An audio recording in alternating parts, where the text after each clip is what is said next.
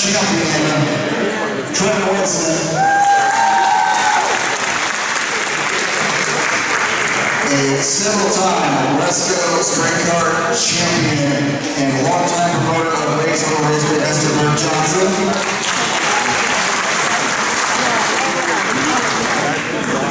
Wasn't a racer, but very much involved in when the race started and when it ended. A long time flying Mr. Trev Brearty.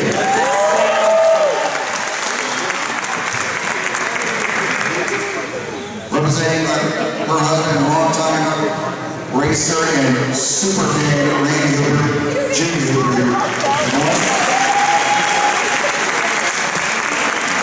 And representing his father, Bill St. Paul, Jason St. Paul.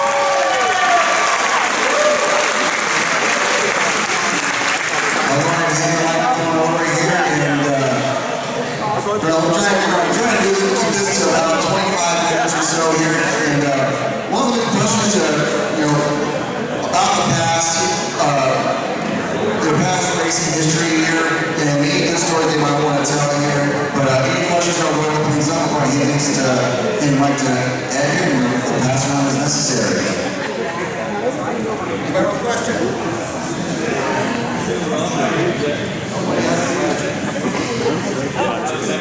I don't know why I asked you.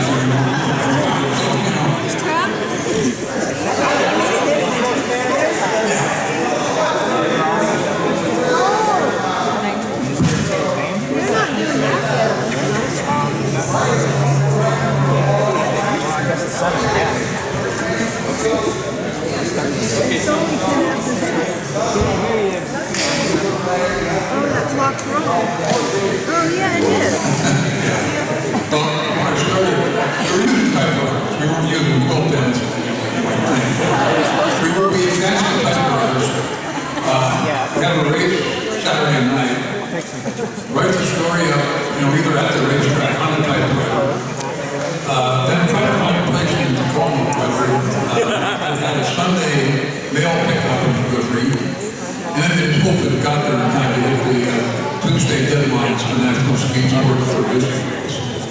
That changed when we got a brand new invention called a telefax.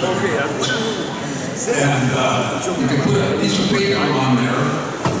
Use the dial the phone, put the handle of the phone into the machine, and it would take either 4 or 6 minutes to send the page. That was just you didn't get a busy stick. Got a busy one, you have to stop it back again. George Esty was talking about it, doing it, if you had like 50 newspapers to go to, you had to make 50 phone calls. And you hope that you weren't going to get a good decision. You hope that it would last for 6 minutes. That was a tremendous advantage. National Speedway at one time, believe it or not, they were based in New Jersey.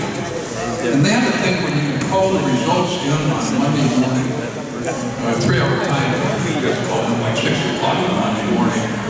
And you could actually call and dictate a story to National Speedway, and they put it in. The advantage of that was it got in, because they were a national paper. And when we started writing for them, they sent out a sheet that says, Skagit stories. You tell the story in the first paragraph, because we cut from the bottom. So if you wrote your story and you went over to the last paragraph, they wouldn't put that problem. But even if they did, nobody would have known that they were on the race, because the thing had been cut halfway through. So it's changed a lot, and I think the advantage of that was there's some quality control over soft and reporting. I'm not sure you have that anymore. There's a lot more information out there, but we're never too sure how too many it is. But it's changed a lot.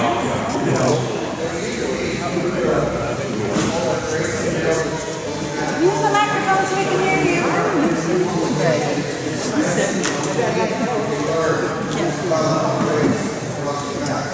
Well, yeah, Speedway would try to get it great sometimes. And Racing Wheel would always try to get it when you didn't make the deadline. They'd put it in the next issue. But, and in some places, if you're relying on the wheel service, one of my great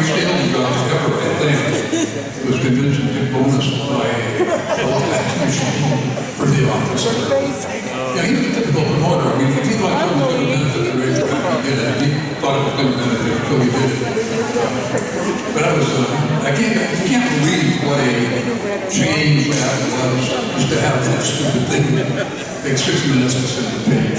So.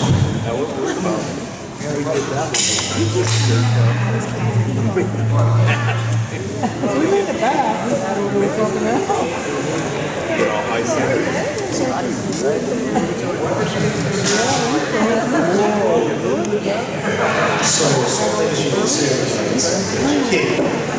But in the good days, the 90s and early 2000s, a lot of times we would have the racing done by say 9 through 10 o'clock, get the haulers out here by 10:30, and we go down in downtown Elma, frequent a couple of establishments, sing some karaoke, have a good time at Papa's Pizza, go over to Rose Place for some business and gravy afterwards. I really miss those times because it'd be nice to get the community back involved again and get everybody having some times like that. But yeah, very favorite.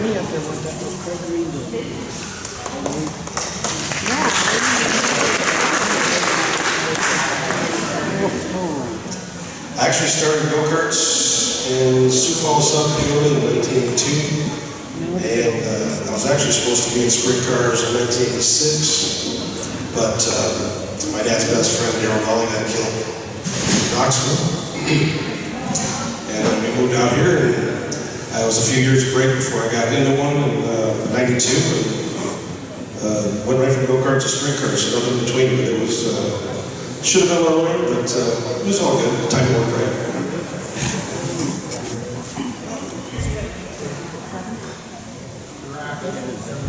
Oh, the karaoke guy?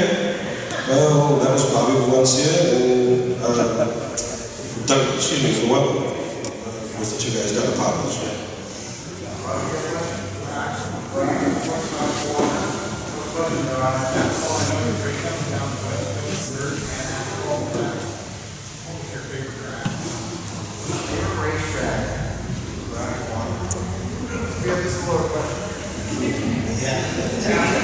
Yeah, that's a tough one.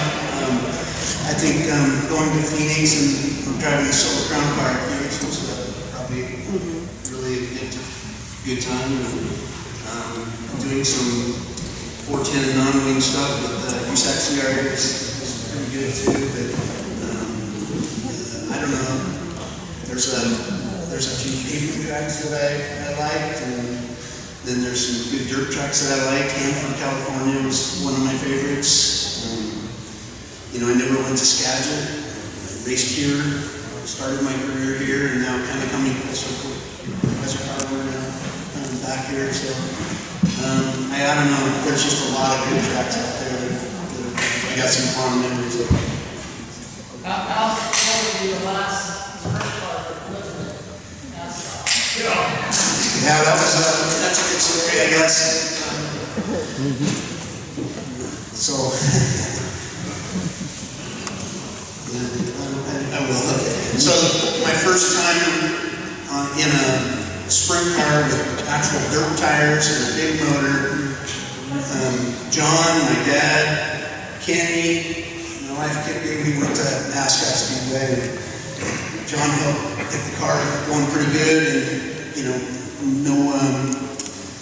no experience non-wing. I caught up with a couple guys going into turn one in hot laps and did what you do with a wing on. Just tried to go around them, and that was not the thing over there. That's when the yard sale began. And that was the distinction of the last sprint car to flip at Skagit Speedway. First of all, Axel and Bert, both we have a lot of dirt and asphalt experience now. Nowadays, modern cars are built with asphalt or dirt. Back in the early 90s here, pure dirt in your asphalt car back in those days. Now here in England, Well, I can start it. I think back when Bert and I met in probably 82 or 83, we ran the same car on pavement, and we just really didn't make too many changes. But, that's unheard of today. Yeah, I'll agree with that.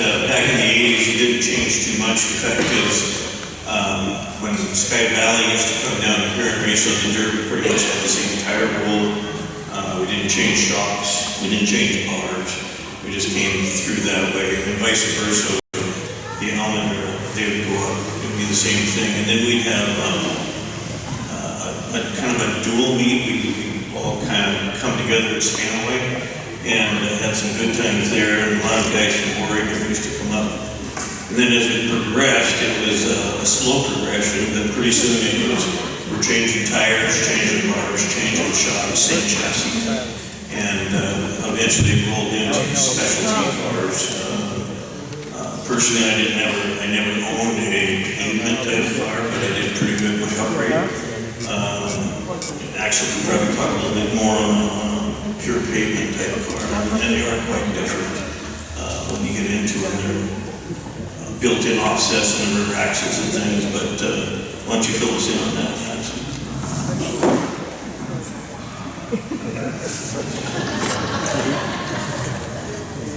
Yeah, there's a huge difference now in the way the pavement cars are versus the dirt cars. I guess a little backstory on what Bert was saying.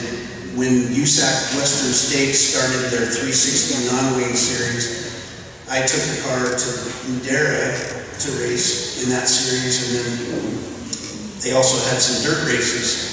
So I showed up to Hanford the very first time with the same car, and all the guys in that series, they all had dirt bikes. So that was a little bit of a challenge. But yeah, the pavement cars and the dirt cars are totally different. How's the transition from being a veteran driver to starting younger drivers in your car? You know what? It's easier than you think. It really is. I have, and thanks, John. I appreciate it.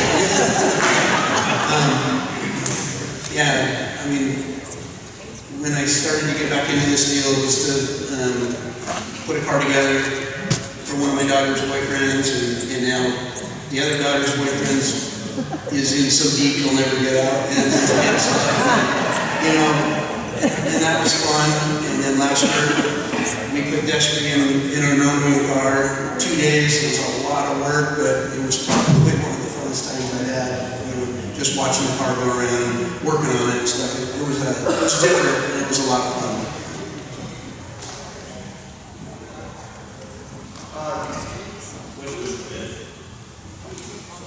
How big is your archive? So we see a lot of things.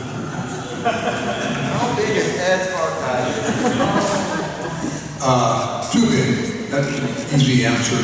Actually, a lot of the stuff that I post on Facebook now, pictures, articles, I don't have the hard copy anymore. I took a lot of the pictures and scanned them and sent them back to the Sprint Car Hall of Fame. I sent them to Golden Wheels and gave it away to people. So I don't really have anywhere near as much as it looks like, but it's still too much.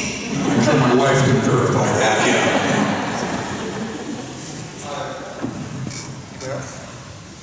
Jason, thank you, your dad here. Dad gave his legacy as a dirt shooter. You get some really introducing yourself here.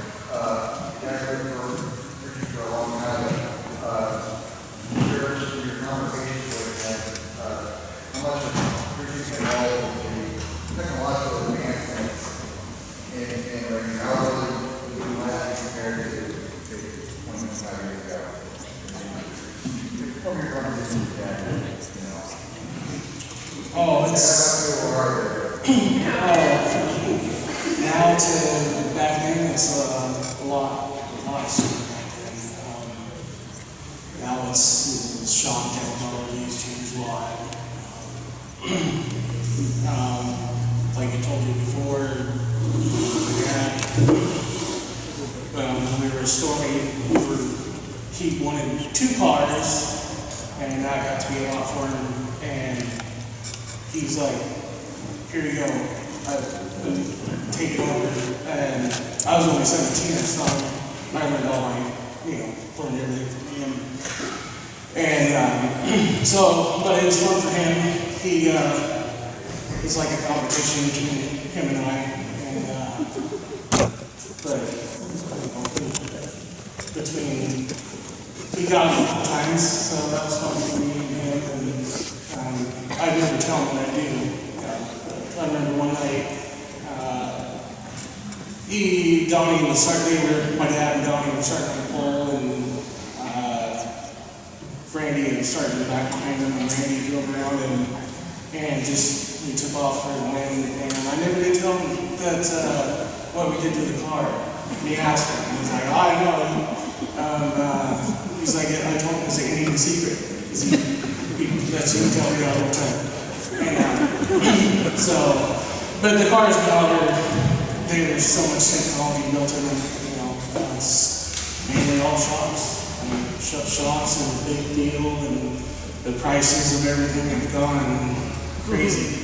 And, you know, right here.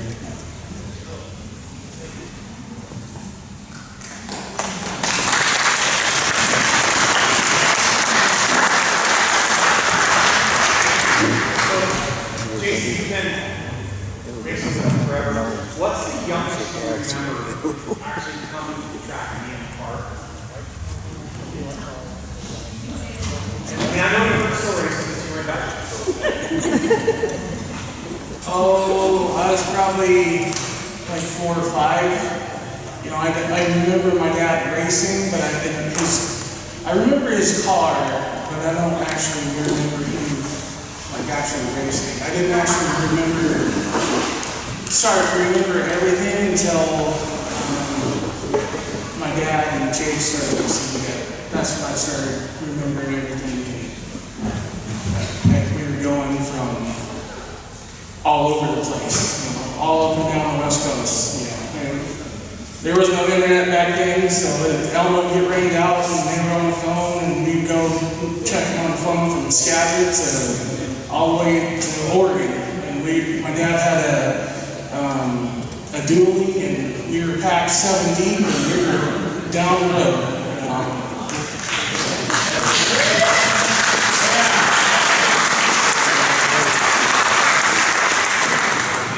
I've got a question for you.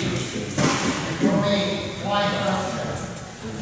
I'd like to know what it was like Randy was involved in racing before you met him. Before you met him. Goes back to Randy was.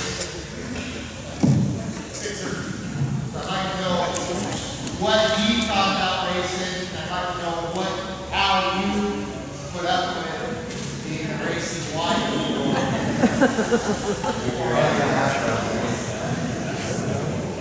Well, I was raised the wife did what her husband did, and our daughters got in the truck and went with us, and we went car racing. I don't know, just did what everybody else did, I guess. I know I couldn't afford it today.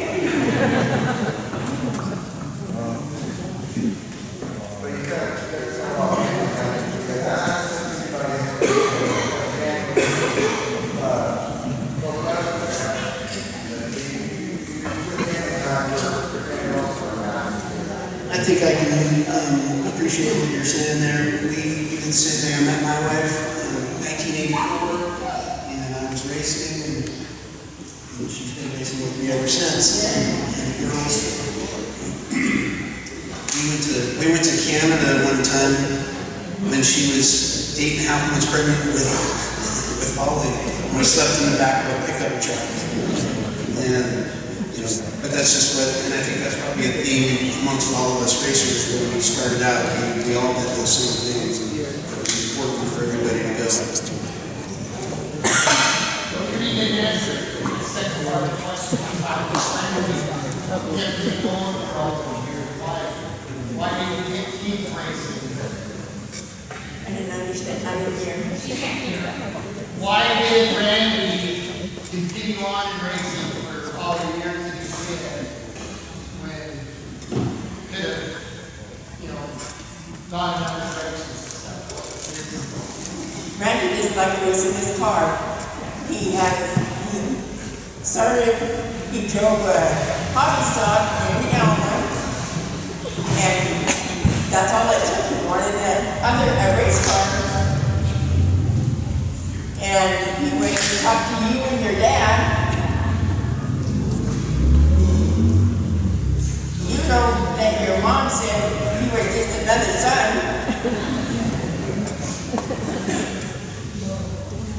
During the week he would bowl, but that was only one night a week. And then on Friday, Saturday, and Sunday, it was 4 races. It's just what he did.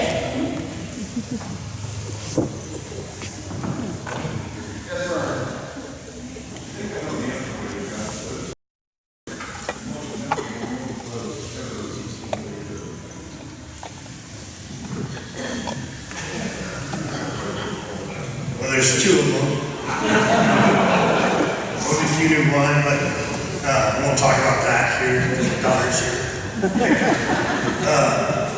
But probably, honestly, the J. Cole win, the Fred Brownfield first race, that was, I think Fred had to tell me to quit waving the checker flag. I think it was like 3 laps.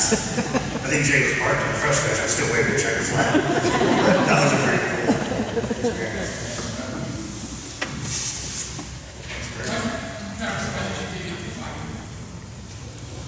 Well, it goes way back. I grew up in San Diego. Bob Lynch is my brother-in-law, and he took me to Deming Speedway, which Andrew's going to explain a lot of that. But I could watch. I came to Elma, and they had a slug festival. I had a slug race. It was slug walker. I don't get it. I think it was slug speed. I love racing, and so I'm gonna let Andrew talk a little bit because we had a big conversation on how I got into it. I just love racing. So,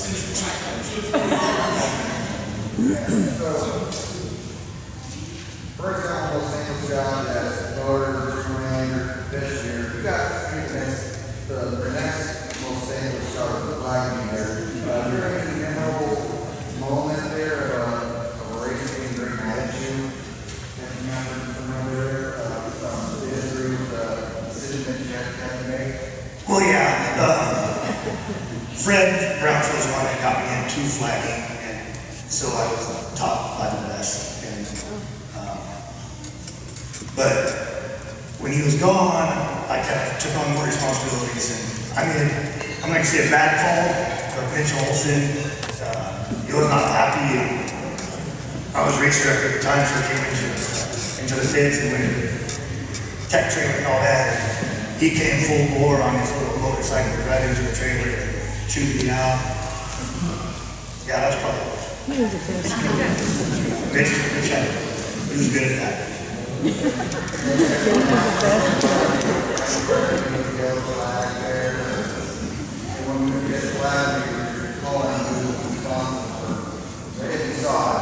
Yeah, well, it was still kind of a judgment call, I thought, but everyone passed the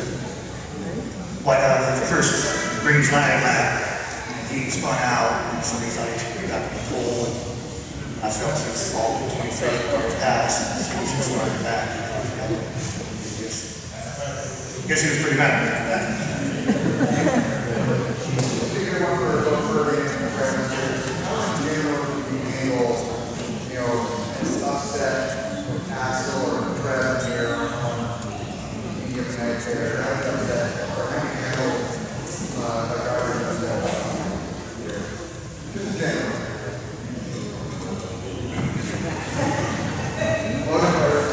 Well, that's almost every night. There's always going to be somebody upset. But basically, what I've always seen through my career, even as a driver, the adrenaline's going at the end of the night. It might not have gone in your favor on a certain situation. It will come back around, that's for sure. But I always try and listen to the best of my ability. And as long as you don't get too physical, I'm okay with that. Because what I'll find usually is the following week, usually you get a phone call from that person and they apologize. They may have seen a video or something, or somebody else talked to them, and they calm down. But I've been on both sides of that, so I mean, I understand how it can be very upsetting sometimes, but you got to keep moving forward, and that's all you can do. You can't hold it in your mind, whoever it may be. And some people, when they first came down here, the second round, the one that stuck in my mind was Tom Sweatman back in the pits. Introduced himself, and I didn't know Tom. And I just shrugged my shoulders, but he said, I got a reputation down here. And I said, I don't know you. And I said, so let's just start fresh and see what happens. And that kind of follows through. I mean, you can't let it bother you, because otherwise you'd be bothered and you wouldn't want to do this. It's a thankless job, just like you were mentioning. So nice, but then again, it's a pretty positive thing too when you see people coming out and having a good time, fan-wise, racer-wise, and that's what we're all here for, to have a good time and make it good for everybody. Let's keep growing the sport. And I don't know if I really remember too many people mad, because for the majority of my time, I always went to Fred. Fred wasn't wrong too many times, he was pretty smart. But another question for me, but the funniest one was Bert Johnson hated to call Fred Rannard. He met Fred at the tower, and I remember turning around in the flag stand and well, Rob kind of bent over the rail. And I thought, yeah, you don't need to mess with Fred. He'll show you how it's done. Anybody else with questions?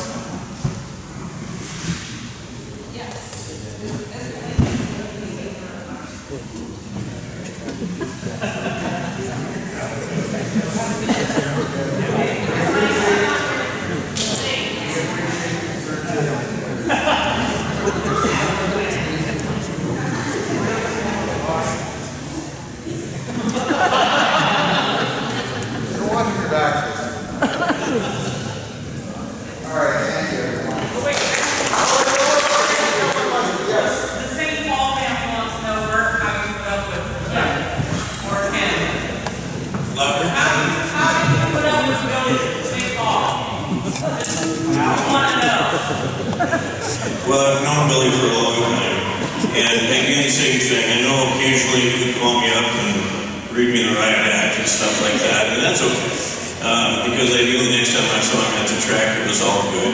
And to be honest, Billy, just like Charlie, well, I'm not giving you Charlie and I, we have a totally different rapport, but I mean, with Billy,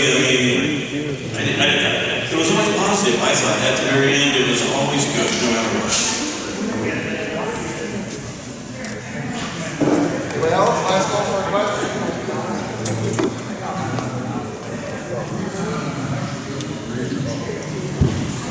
We had some of that. But I think the thing about racers that I've always really liked is there's a lot of emotion involved in it. Everybody really believes in what they're doing. And so stuff happens at the racetrack, and there's a lot of yelling and screaming and doing going on. But in the end, everybody kind of comes around. Right? When we first started Northwest Supermodels, we had Rebel Senior, Rebel Junior, Moose and Mac. And if you remember that was the Moose and Mac show was something to see.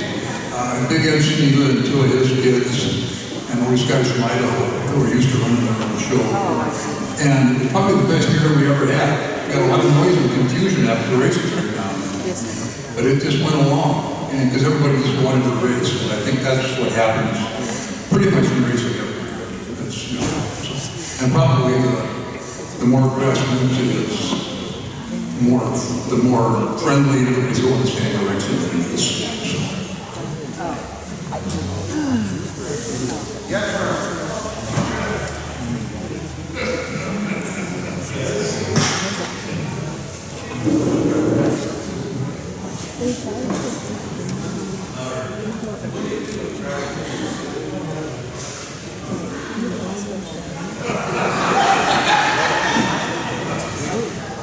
Well, that hasn't happened too many times as a carver myself.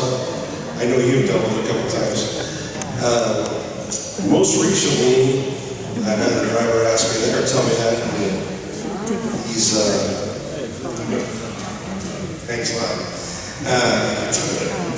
He's hung up the seat and passed it on to somebody a little bit younger.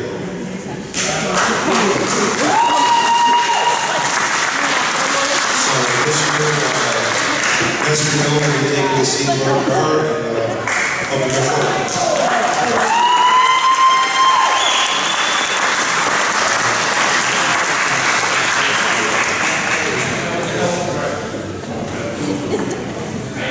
Thank you for the Q&A here, folks here, and yeah, thank you for your time. All right, gonna get this show on the road.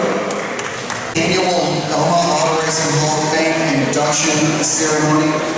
My name is Andrew Kunis. This is my fifth time having the honor and privilege of emceeing this event here, and another actually great class of inductees for 2024. At this time, I want to give a shout out to the people who make this happen, your board members for the Elma Auto Racing Hall of Fame. First up on the founding members, the president of the Elma Auto Racing Hall of Fame, Mr. Brearty.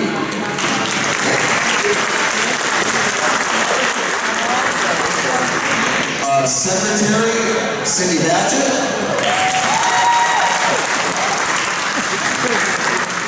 One of the original founders and a board member, Mr. Glenn Walker.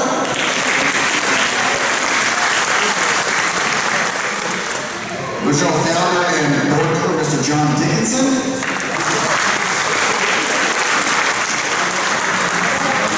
Board member, Mr. Randy Padgett.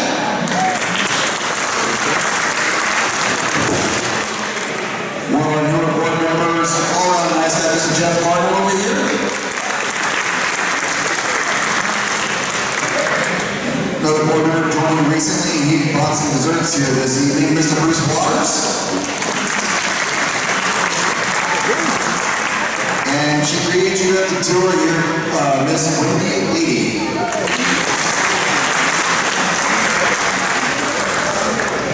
And take a quick moment to recognize our 2023 Great Rubber Raceway Track Champions. We already just mentioned him, 360 Sprint Car, another title for Mr. J. Cole. Congratulations.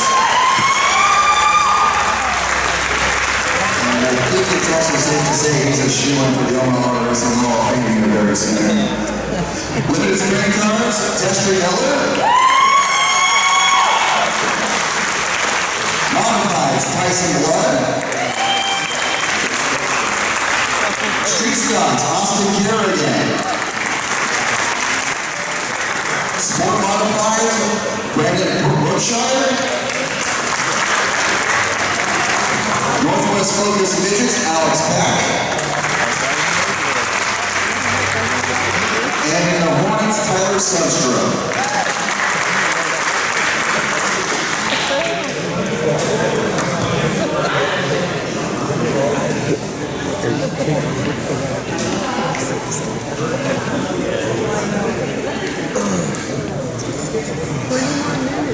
And of course, we had some, we had people in the racing community pass away in the last year. Of course, two of our inductees this year, Randy Hooper and Bill St. Paul. Other people with ties to Elma or Northwest, or just racing in general passed away. Gene Matthews, a longtime official and recently race director up at Skagit Speedway, passed away during the off season. Leo Voigt, longtime racer, lost him during the off season. USAC racer Justin Owen lost his life in the USAC National Sprint Car Race last spring. They actually had a memorial race for him this year in Lawrenceburg. Gene Winters, fourth car racer, passed away in a traffic accident back in January. A couple of big names out there. Probably someone with influence on a lot of journalists, broadcasters, writers, including Ed Williams and myself here. Ken Squire, one of the national broadcasting icon. Kelly Yarborough, one of the all-time great stock car racers out there in NASCAR, passed away as well. Every year at the Western Auto Racing Promoters Association meetings here, Tom Glenborough, who MCs that event, we'll get some names out there.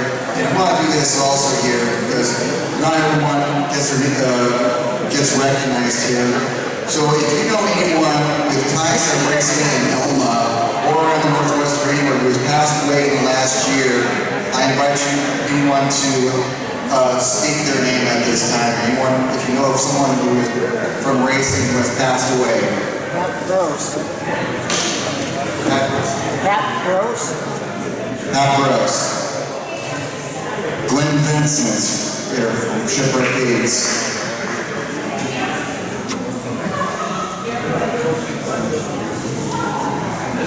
Garrett Evans, his mother, passed away recently as well. They're huge ties to Magic Eye Super Bowl. Anybody else? And at this time here, for those who lost in the racing community here, we'll have a moment of silence.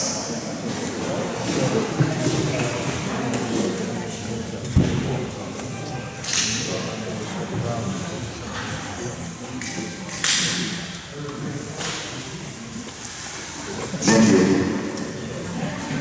If anyone wants to get a picture of the cake with all the inductees' names here, we're going to do that here real soon. They'll be cutting the cake here in just a little bit. But now comes time to introduce our guest speaker this evening. One of the icons of announcing in the Pacific Northwest, and in the later years of his career around the country, announced at Skagit Speedway a long time ago, became an icon, traveling with the World Sprint Tour, and then the National Sprint Tour. Many, many catchphrases. Winner, winner, chicken litter. Pure patter, let's get at her. See, somebody bring him up here. Batten down the hatches. Somebody quickly lock the door. Things are about to get wild here at the Young Artists Hall of Fame induction ceremony. Please welcome Fred Rannard Jr.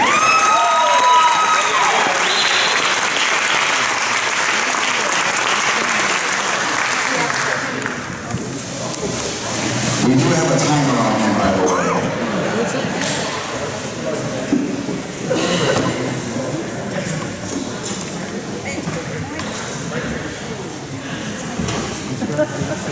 Thanks, Andrew. Well, between a little bit of sunburn and a lot of allergy issues, I'll try and get through this.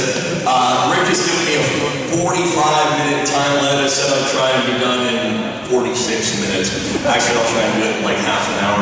But great to see so many familiar faces again. A couple of things I can't believe. First of all, I can't believe how many people are here. I can't believe how many people are here that I know.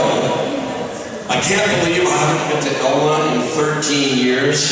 2011. 6 or 7 years maybe, but 13 it does not seem like that long. I can't believe the weather today. Are you kidding me? What month is it? It's still winter.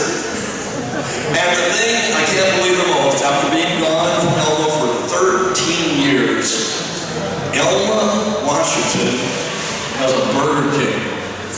How about that? Now too. Wow, how times are changing. First of all, congratulations to all the inductees this year. All 7 of them, 7 great gentlemen. Just so nice to hear their stories. And really nice this year, the year that I happen to be here, is that I know most of them, some of them quite well, and that's awesome. The board of directors here at the how about the young lady here, still on the stage for me? Let her hear you. Trev's granddaughter. Yeah, thanks to the board of directors for the invitation. She needs a pair of skates while we're figure skating and then playing hockey. To Rick and all of you, thank you for the invitation. And again, let me echo what some of the things that Andrew said. What an incredible job that you've all done with this Hall of Fame, haven't they?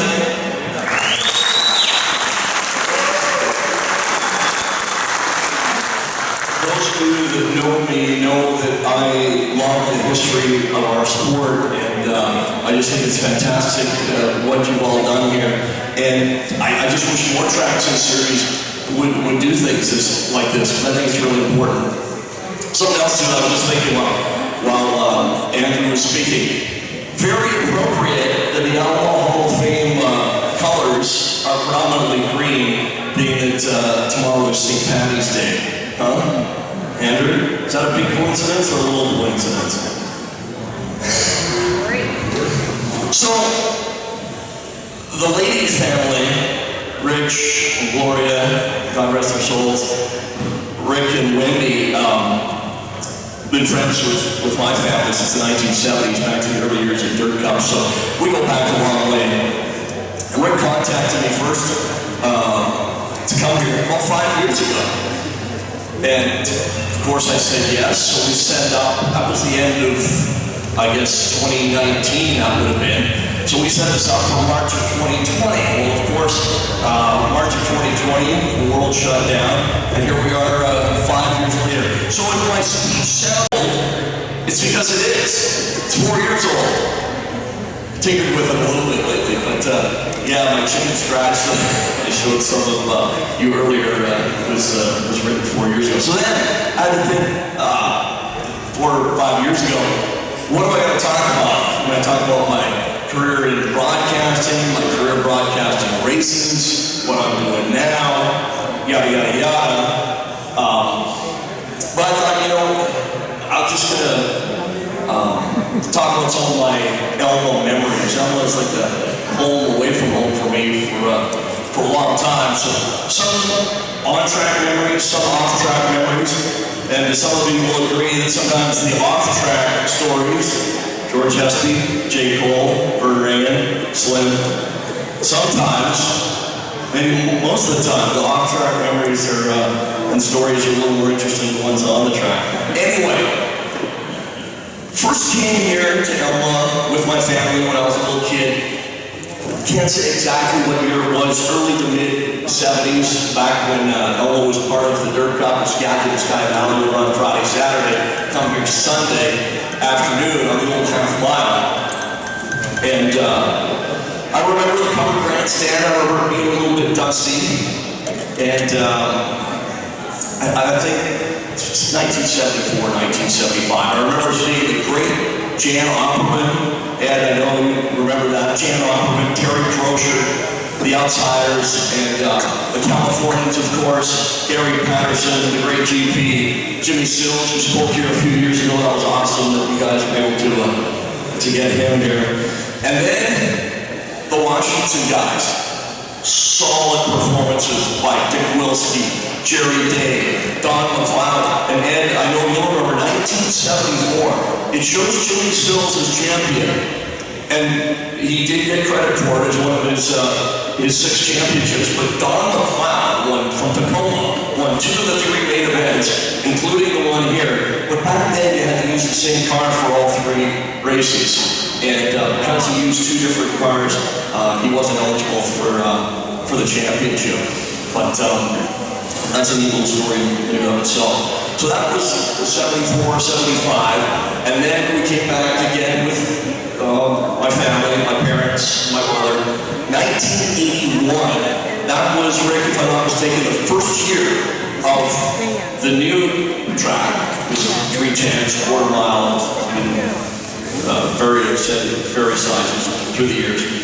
That replaced the old half mile. I remember it was the end of September. We'd finished up at Skagit. It was an open comp show at the end of September.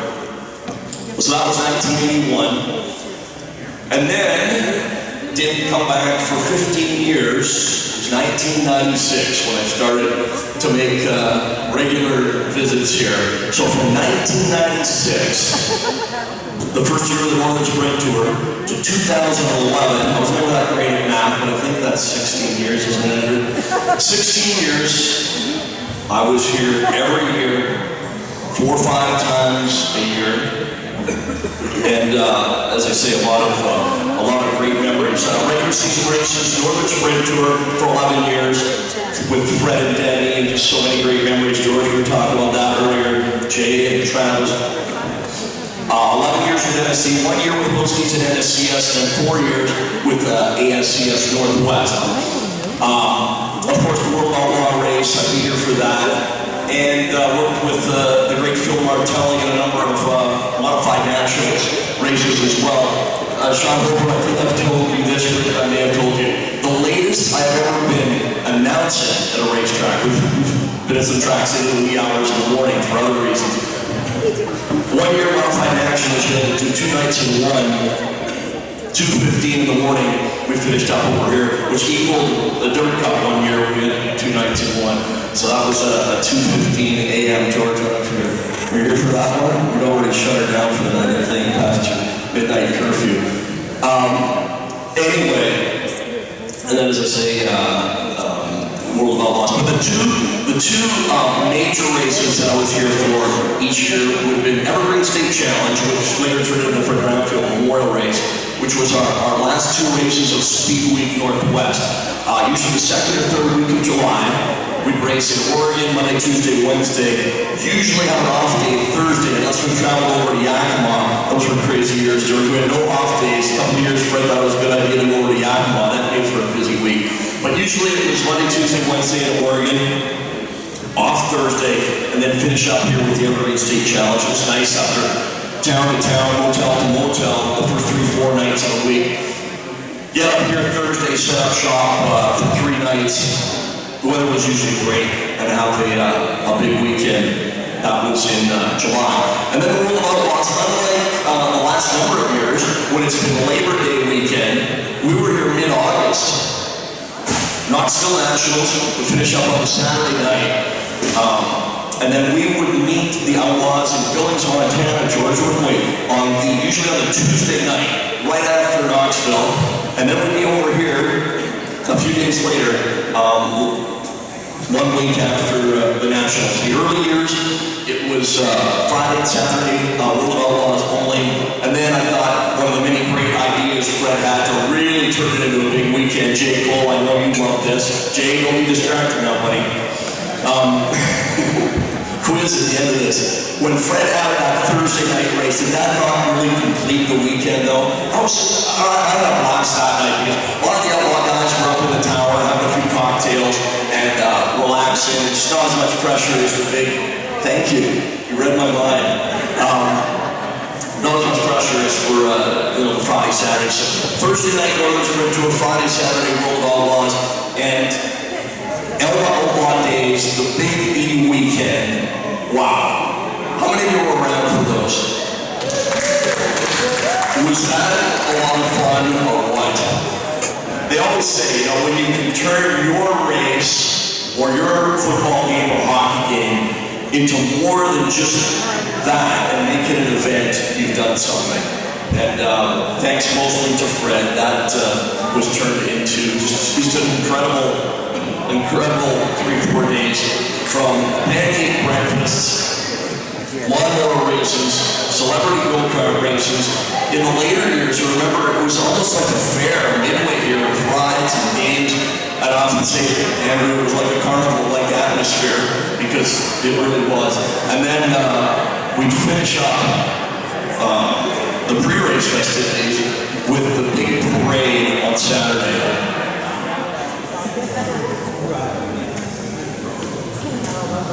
Unfortunately, Stormy Glenn couldn't be here with us tonight, but Stormy would always give me the use of the pace truck numerous times during the year. But that Saturday of the E weekend, back when before Mike Hotel stayed beyond Suites, most of the race teams stayed down in Montesano. So I drive the pace truck down there and lead all the Outlaw rigs back through town, and there's some video out there of that, and it was, as I say, that was a real big deal. To get back here to the track, and then have a celebrity go-kart race, and then go racing. But it's nice that so many of you do remember those days. But yeah, so those were the big ones that I was here for.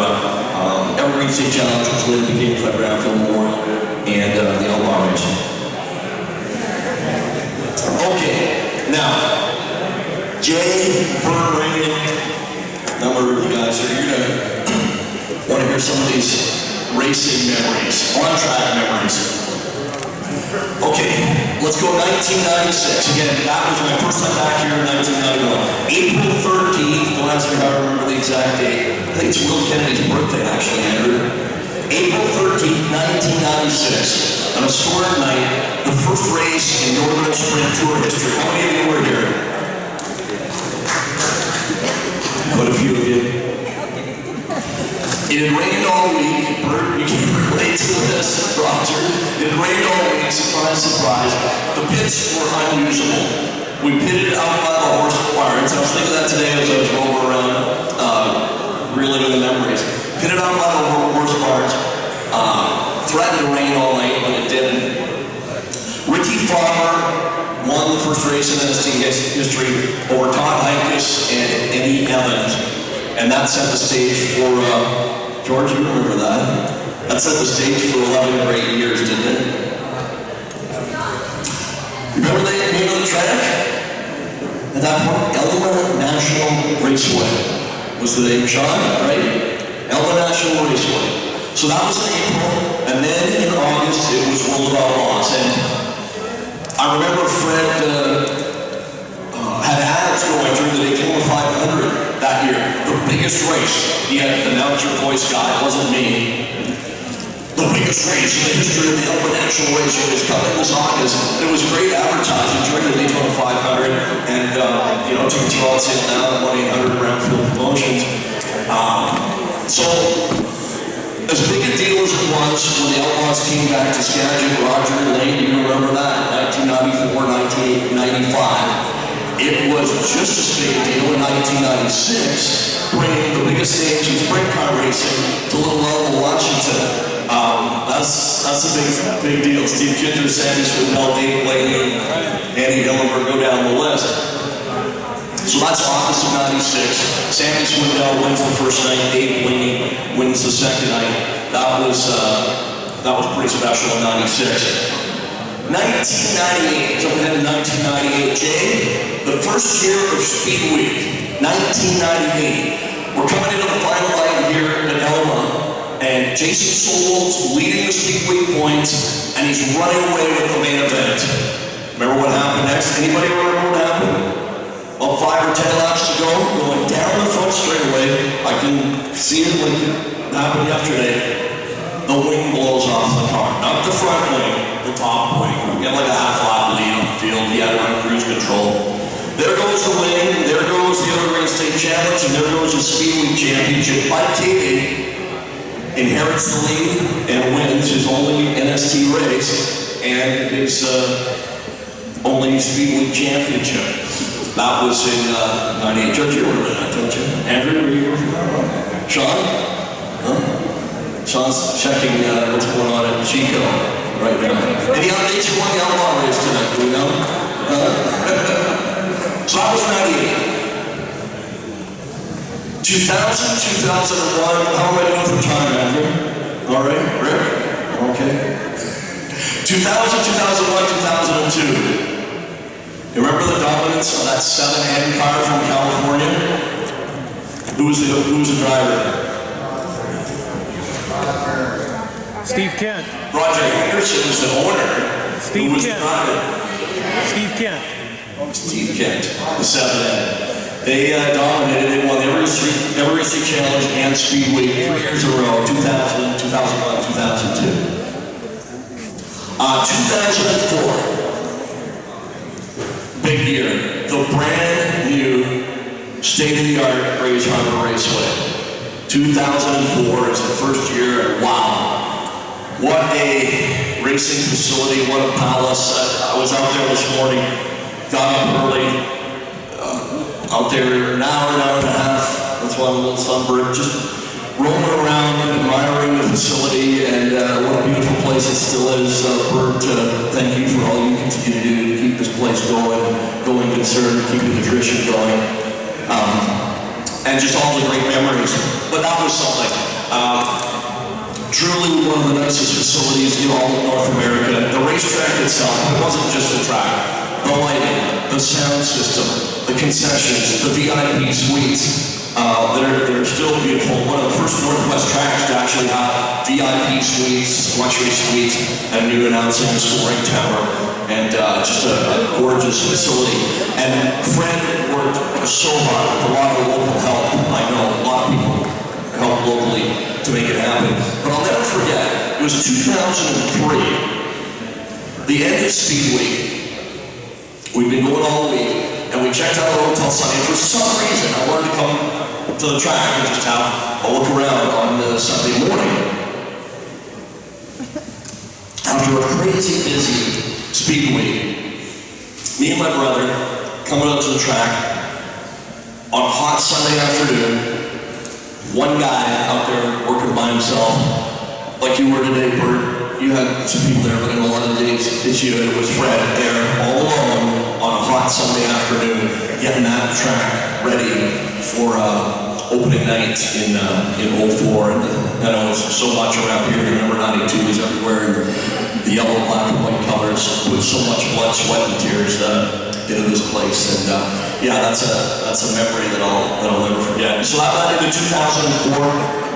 The fast, action-packed, big 3/8. Ricky Farmer won the first 2 NST races, sweeping the Evergreen State Challenge, and then, surprise, surprise, Steve Kinzer, the first one to adapt the best to the new track, because nobody had ever raced on it before. The King, Steve Kinzer, wins both nights. One other kind of a funny story from that year. It was actually, I think it was opening night. I came down here just for the regular Saturday night show because I wanted to see the first race on the track. And Phil Martelli, a long time, tremendous voice of Grays Harbor Raceway. Again, he's been just winters down south, so he'll be here to me. We're talking about how great, the new facility is. And I said, amidst, like I say, the track, the lighting, the sound system, the suites, I said, and now, there's no more horse track, so you fans are right on top of the action. I guess there were some horse people in the crowd that night, and they kind of took it the wrong way, because I didn't mean any disrespect. I just remember in the old days, the track was quite away from the grandstand, whereas now you're right on top of the action. But yes, some of the horse people were too, George, you remember that? But anyway, I digress. So that was 04, that was 2004, and now I look ahead to 2006. I can stand up here and talk about a lot of things all night. You guys that know me, and girls that know me, know that I can do that. How am I doing for time, Andrew? All right. 2006. Oh my goodness, I really do get serious here for a moment. It truly was the best of times and the worst of times. The absolute ultimate highs for so many of us, and then the lowest of lows. I'll never forget the phone call I got from Fred in December. Damn it. That's a salty discharge. The phone call I got from Fred in December of 05. I knew he was working on things, but I didn't know if it was going to happen that year or not. It's official. We're going national, the National Sprint Tour. And I often say, it would have been neat as a fan to follow things along that year and see how it all progressed. But to be actively involved as the announcer, it really took it to a different level. And to watch it growing, we had our Northern Sprint Tour. We were known in the Northwest, but to take it nationally, this was a whole new ball game. Going to California, going to Iowa, going to Ohio, to Pennsylvania, which sprint car racing was so big. And to see it growing, it was growing by leaps and bounds, and the future was just incredibly bright. And then all of a sudden, in June, we lose Fred here during Modified Nationals weekend. And to say the state of sprint car racing nationally and locally changed in that moment would be a massive understatement. I wrote a letter to National Speed Sport News at the end of that year, and because it was kind of weird how the New Orleans just kind of let it fade away. No one said a final thank you, so I took it on myself. the last paragraph that I wrote in Speedsport News just simply said, I can guarantee all of you one thing. If we had not lost Fred, not only would the National Sprint Tour have continued for many years, it would have thrived for many years, and unfortunately the sprint car world will never know what could have been.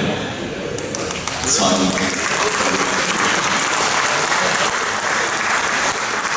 So, and look, there's a lot of similarities going on this year with High Limit, the sprint car series, and what Kyle Larson and Brad Sweet are doing. A lot of similarities to what they're doing now, what we were going through in 2006.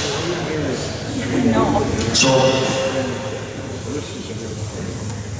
as I said, I was not here that night. I'm glad I wasn't, but I was here a few weeks later for the memorial service, and I couldn't help thinking about that day today with this incredibly hot weather that we had today.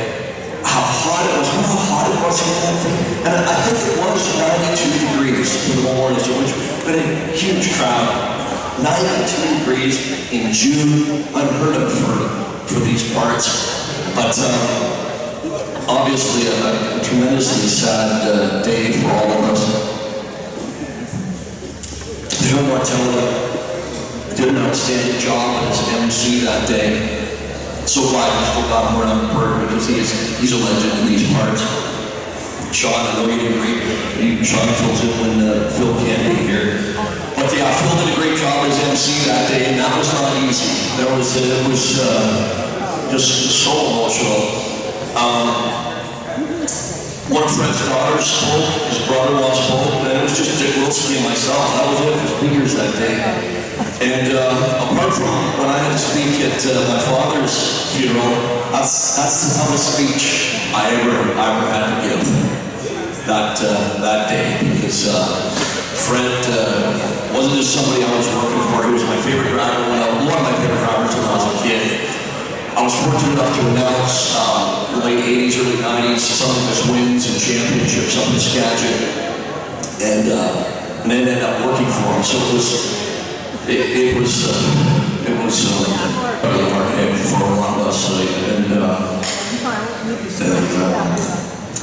myself, of course.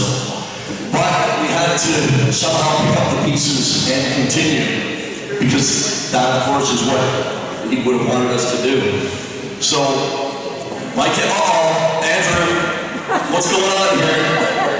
Andrew, Mike, is that for me? Is that for me? No, that's okay. Mike? A little bit of travel over them. They should go over there and need to know. Well, there you go. There you go. Food and drink. Right over. Mike Evans, ladies and gentlemen. A.K.A. Elma. Second time he's been. That was was that staged earlier? No? Anyway, as I say, we lose Fred. We had to venture on both the National Sprint Tour and the Northern Sprint Tour. So it's Speedway, time for Speedway now in July. Brearty, Travis, he touched on it earlier. So we race in Oregon Monday, Tuesday, Wednesday, then we come here for Evergreen State Challenge. And star-studded field that weekend. Casey Kane was here. Jason Science was here. Roger Crockett, Steve Kent, all the other stars. And the front row Saturday night, it was Casey Kane and Jason Science. But at the end of the night, and again, keeping in mind that we just lost Fred, we all around here needed some kind of pick-me-up. And on Fred's home track, one of his hometown boys, right over there, Jacob.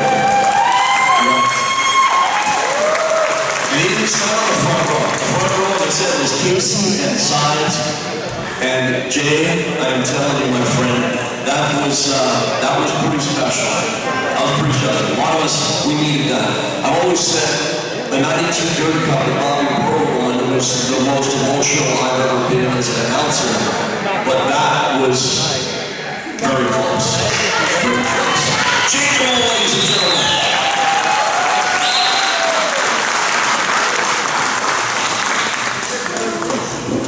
So I'm up in the booth, and that's one of the races that is on YouTube now. In fact, I watched it this past week, just to kind of jog the memory.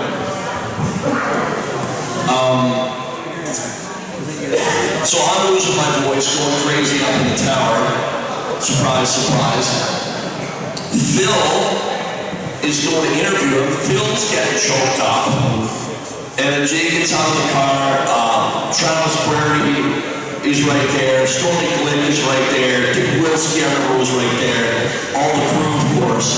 So I'm going bananas upstairs. Phil is almost losing it downstairs. There's old Jay.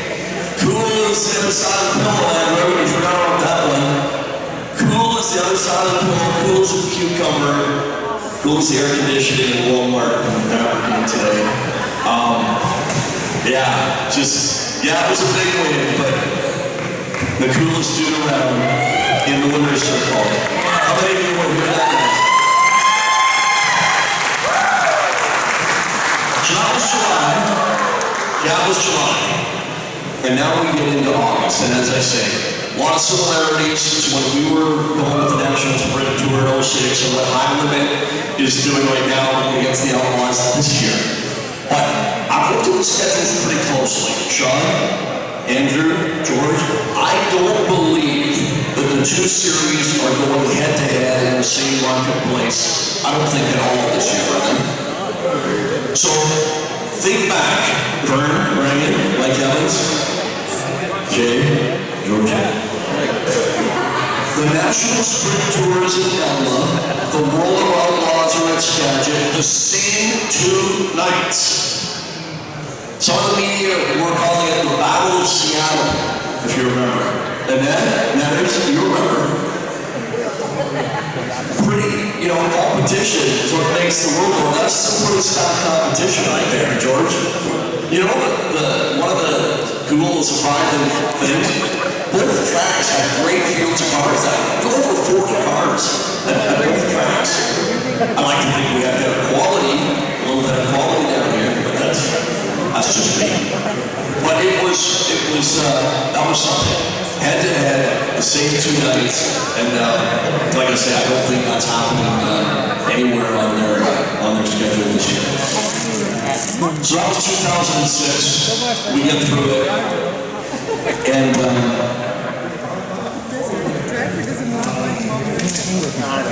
I'll pan down to 2008. What am I doing? One of the best sprint car racers to come out of Washington to the Northwest, Jamie Barnes. How about it for Jamie?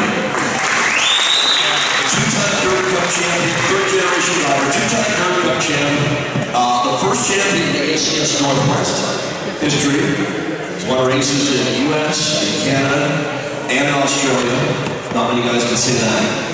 So in 2008, Jamie Barnes he's never won a World of Outlaw race, and he's leading here at Grace Harbor. You never know when that opportunity is going to come around again. He's leading most of the race. He'll love me for telling this, but as I say, incredible resume with somebody. With about, I want to say, 10 laps to go-ish. He slipped up a little bit once coming off of turn number 4, opened the door. Craig Kinzer, who was driving for Tony Stewart at the time, the number 20 car, stepped by on the inside and went on to win. Jamie, 2nd place, incredible run, so proud, but that's the one that got away. And I know I asked him once, do you celebrate those dirt cups and the ACS championship and wins in 3 different countries more, or do you dwell on the one that got away without any hesitations? No, I'm proud of my accomplishments, but I think about that one that got. Anyway, still 2nd place, still a great run, but just that close. 2008. I talked about the first Northern Sprint Tour race ever here in '96, and the first World of Outlaw race In 2009,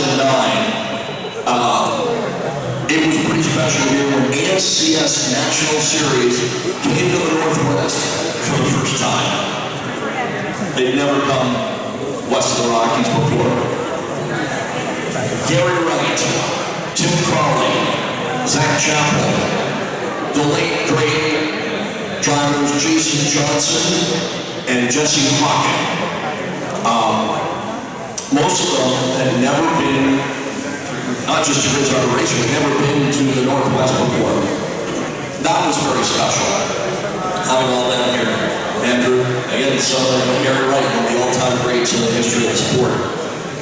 Now, that was the end of our Speedway, but it was ASCS National. That was a Fred Rannard Jr. Memorial race. Does anybody remember what happened? That Roger Crockett won the first night.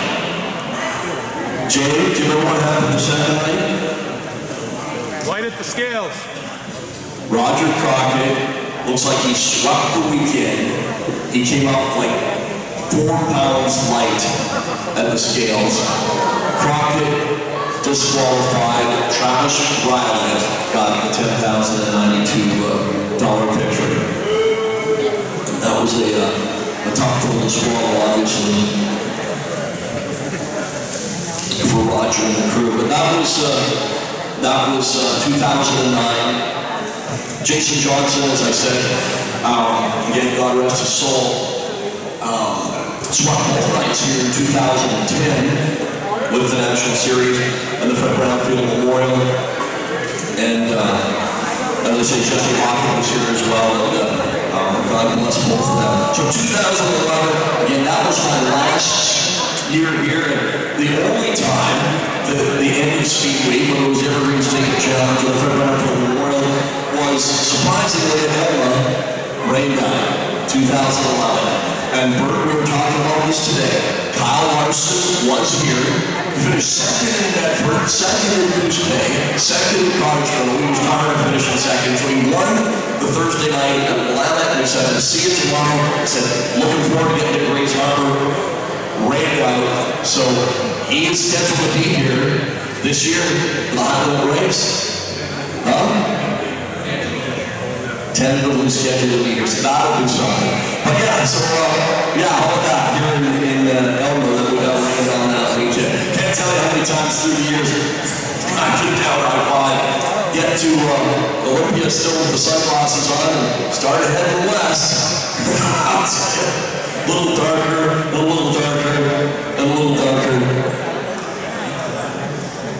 But we persevere. Jay, how am I doing for time? Okay, who wants to hear a few of the off-track stories, huh? Some of the other shenanigans, huh? Okay, you're going to hear it whether you want to or not. Trev Wilson, this might involve you. Okay. Off-track memories. Lunches with Stormy and Phil. Dinners with Fred and Debbie. Ocean Shores on the Thursday during Speedway. We're all out there one year. Joy Venture, you were there, one of our ST crew.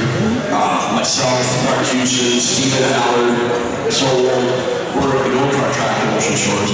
So you know where this is going. We're asked to leave. Repeated, not one or two, repeated violations by all of us, most of us, for rough driving. Surprise. I was actually leading the race on the last lap. So anyway, we're kicked out of the go-kart track, so we head to the beach.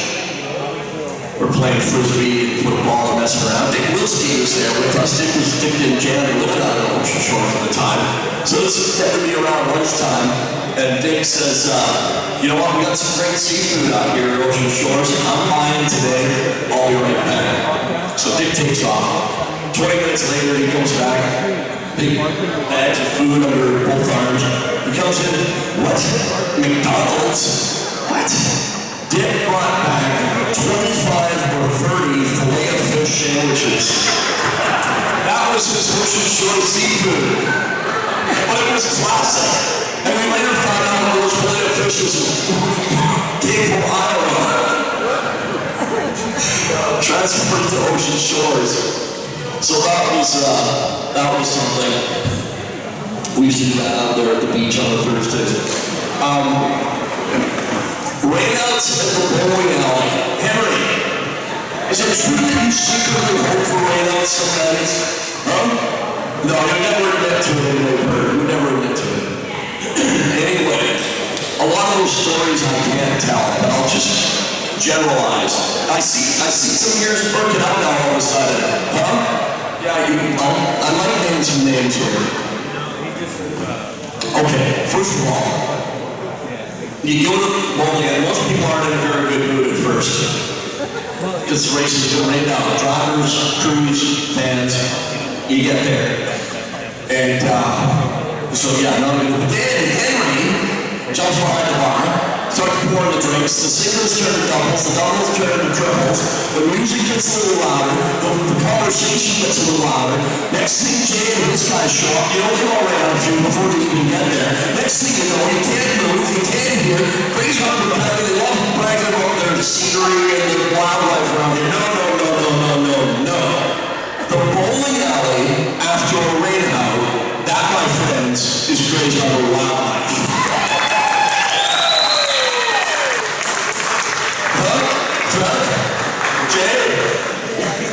Some people say I exaggerate some stories once in a while.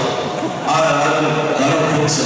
You like that story today about, and Kyle Larson, well, we won't say how old he was at the time, but he was there in 2011 when we were all there. Richie Peterson from Montana. I'm standing there talking to, I'm not a very big guy myself, I'm standing there talking to Roger Crockett. Some of these guys heard this story already. Roger Crockett and Gary Taylor, we're all three little guys. Richie Peterson, pulling a China shop, crazy over Great Falls, Montana.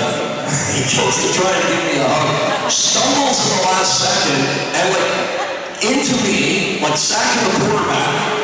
Knocks me over, knocks Crockett and Taylor over. It was like human bowling, and we were in the bowling alley. All thanks to Richie Peterson. So that was, Harry, are we headed there tonight, later? Listen, if I shut up and can wrap this thing up and get over there, I think I've got 10 more minutes. Okay, so, I think a few of you have heard this. Roger and Lane, I think I told you, this happened not far from where you guys live. So, I'm dating this girl in Olympia, and at first she loved the racing. Guys, a lot of you guys now will be able to relate to this. At first she loved the racing. She thought this is pretty cool. Something new, high speeds, drama, yada yada. But then, maybe not so much. Things are, things are cool. Anyway, we're in a place one day, he says, you guys, you can relate. If you spend as much time with me as you do out of that blank racetrack, things might be going a little better between us. Well, I wasn't in the mood to listen that day. Grab my bag, as I'm out the door. As I'm heading down the stairs, I realized I left my car in the track tonight. No cell phones then. Well, there's no way I was doing a walk of shame back in there. So I walk into Tumblr/Olympia, and I see the bus stop.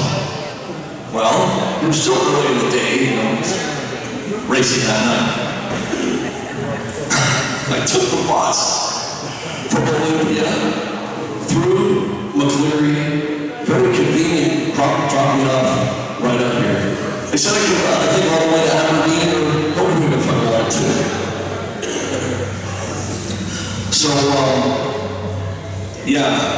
Grays Harbor County Transit, thumbs up. When we first started coming here, 7 minutes long, there was no micro-tone. Stay beyond Jamestown. When we first started here in 96, we stayed, first couple of years, George, you remember, a couple of random places in Aberdeen. Couple of random, George, you might say, sketchy places in Aberdeen. You wondered if car was going to be there in the morning sometimes. Anyway, that didn't last long. And then, for most of the years, it was the Monty Square in Montesano, which was quite convenient. And then when the Mike Hotel opened here, it was here. But the Monty Square, it wasn't. It's called Monty Square, Westminster, Guest House. John, Guest House. It wasn't unsafe, it wasn't dirty, it was just kind of old. One time we got back to the room, after the races, somebody was in our room, but our luggage was still there. So our luggage was still there, there was other people there, but they hadn't done anything about that. Anyway, the most, I don't know how many of you ever stayed. How many of you stayed there, Monty Square? Okay. The strangest thing was they didn't have regular office hours. Not 24-hour office hours, like 7 in the morning to 10 at night. So a lot of the times, we're coming from the east, so we didn't have time to go and check in before the race. So, just picture this. Friday or Saturday nights, George, we were there, Friday or Saturday nights, 1, 2 in the morning, we're checking in. There's no office. Gotta go over to the gas station and check in there. Friday, Saturday night, people buying gas, people buying snacks, people buying beer that already had a few. Interesting to say the least. This one night though, I remember clearly, it was at least 2 a.m. There was a guy in front of me buying a fishing license and propane. 2 a.m. I just want my room key. That's what I get to bed. True story. I'm 30 minutes. I'm there 30 minutes. Then, when he finally leaves, she just hands me the key. No sign, nothing, no, so you couldn't have figured out that 30, I'm not kidding. Then, if you can believe it, Sean, did I tell you this? In the later years, not only did you have to go to the gas station on Friday, Saturday night with drunk, you had to buy food, you had to buy something in order to check in to get your key. So, you normally just buy a candy bar or a pack of gum. Dale Smith, oh God, College Grove. He bought some freaking nicotine gum or something, like $25. $25 for a pack of gum just to get checked in at the hotel.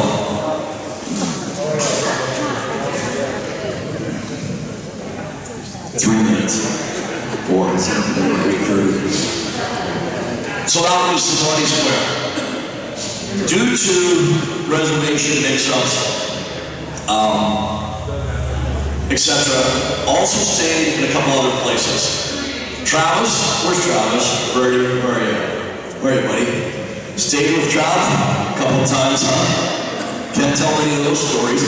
There's some great harbor wildlife in there too, don't kid yourself. Stay there a couple of nights, thank you, buddy. Good times. I won't tell the Montana story. I don't know if I'll have time for the Hooter story. Stayed there a couple times. The Parkhurst Motel, it's still there, but it's a different name. I stayed there one time, but not in the motel. I stayed in the owner's house. That was interesting. And memories today, again, just reservation mix up. Like I say, we had a couple of bucks. I slept in the tower at the track for me. And let me stress, this is the new tower, not the old tower. Oh yeah, it's not the old tower. Anyway, grabbed a sleeping bag and a pillow, and I remember I slept like a baby. The only thing was I dreamt about throwing my telly all night. But yeah, some of those off-track stories, good times. Restaurants around here, again, on the list. We used to walk the steak dinners at Bridges in Aberdeen. I'm not sure if it's still there. Jordan, I remember we were there together one night for steaks at Bridges, and we were all there for 15 of us or so. 15 to 20 of us walked by the water afterwards at Bridges. Beehive restaurant in Montesano, I went to check it out today, it's still there. Used to like the breakfasts and the the lunches at the Beehive. Anyway, it is that time. Thank all of you for listening. I just want to wrap up by saying that I said this a little bit ago at the Vancouver Motorsports Hall of Fame too. I've always loved racing, but I've really always loved the people in racing.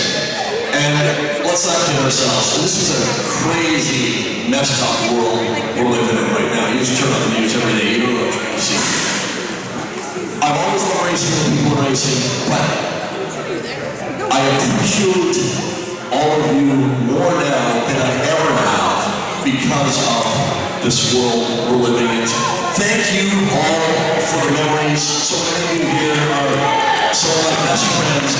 Continue to support Bert and Roger and everyone here at the Great Chicago Raceway. Thumbs up, all the best for a great season this year and years moving forward. Even though I'm not down here, I follow things closely from a distance. Big thumbs up. I know there's not a long list of people lining up to be racetrack boards these days. And to Rick and Wendy and the Badgets and everybody with the Hall of Fame, thank you. And for all of you about Rick. I think I did invite everybody. And over to you for the rest of the evening. Enjoy the rest of the evening, folks, here, and we'll see you at the bowling alley later, right, everybody? All right, thanks, everyone. All right, Fred Rannard Jr., everyone.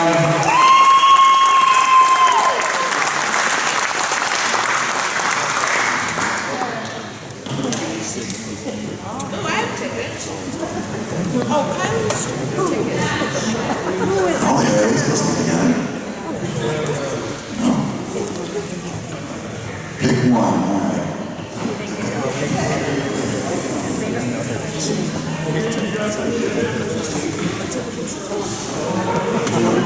Door prize $95,079. What's this for?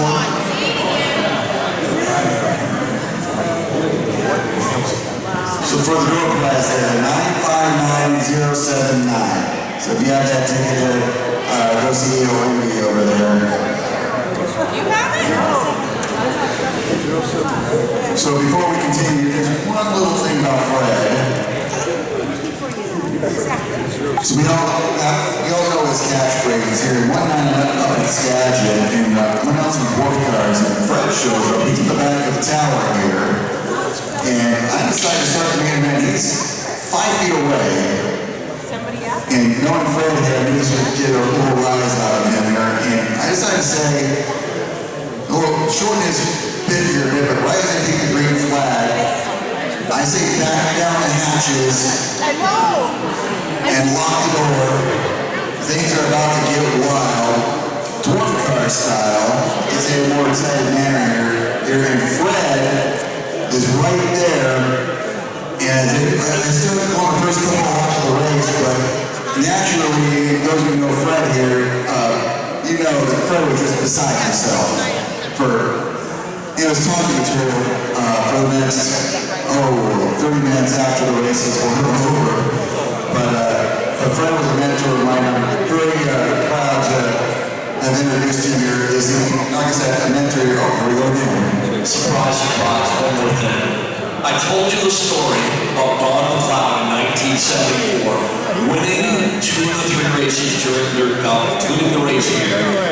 Today's world, he would have been the Dirt Cup champion. I had no idea. One of the all-time greats, sprint car, dirt or pavement drivers, is here with us tonight. Right there, Don McLeod, everybody. Tacoma. Wow. Great to see you, man. Great to see you, Andrew. As I say, Don McLeod, Jerry Day, Dick Wilson, go down the list. That's why we're here today still. Awesome to see you, Don. Welcome, Don. Thank you, Fred. All right, time to introduce all our inductees here. After each of our 7 inductees are introduced here, we will have Rick come up here and present this Distinguished Service and Brandful Exemplary Contribution Awards. So don't leave right away here. So our first inductee, I just mentioned Fred Rannard Jr. was a mentor of mine. This inductee was a mentor of mine also, so I was very excited to talk with him and introduce him here tonight. This inductee was never a race car driver, nor was he a crewman, but before the days of the internet, he had one of the most important racing jobs out there telling the story. First, he didn't grow up in a racing family, but was a casual fan. From Tacoma, he went to Seattle University before moving down to Arizona, where he discovered sprint car racing during his golden age in the mid to late 1960s. Seeing Jerry McClone, Bob Kleberg, and others blow on the fame of Manzanita Speedway in Phoenix. He saw the legendary Western World Championship in its early years and watched as Arizona's talented bunch of local racers battled it out with the invaders from elsewhere. He was hooked. He then moved to San Jose, California and saw super modifieds race the high banks at San Jose Speedway. He had no preference for dirt or asphalt, but he did continue to develop one other real strong preference, open wheel. Meanwhile, his dad had a car dealership back home in Tacoma, first selling Studevaders and then getting involved with Toyota.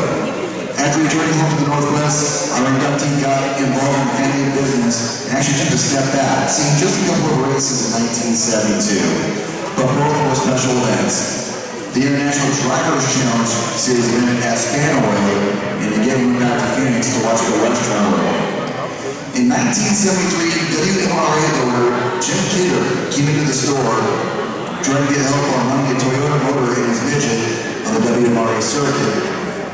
After agreeing to a sponsorship, our inductees started following WMRA at Spanaway, Tenino, and Sky Valley. Over the next couple of years, he spent most of the weekends in the grandstands at midget and sprint car shows.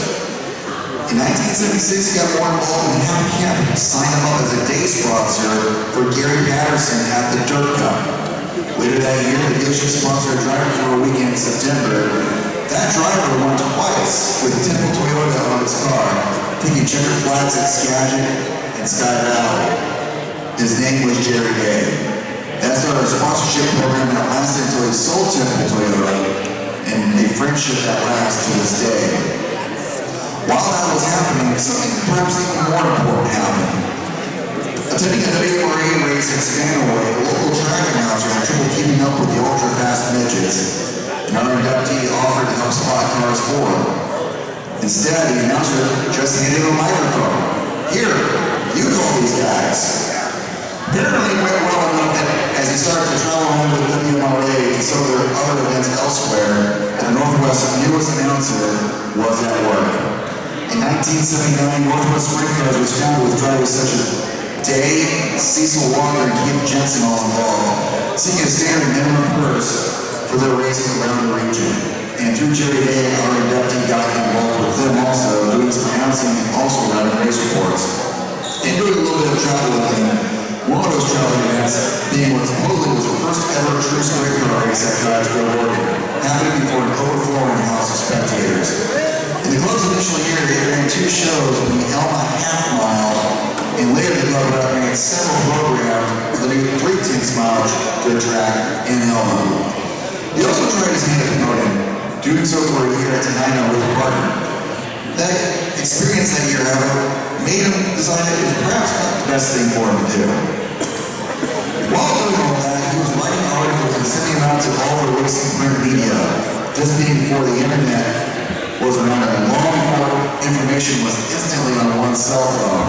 His race reports for various tracks and series appeared in publications such as National Speed Sport News and enormously popular on the West Coast up into the 2000s, Racing News, for which he also wrote a column. He was still a big fan of everything that was happening.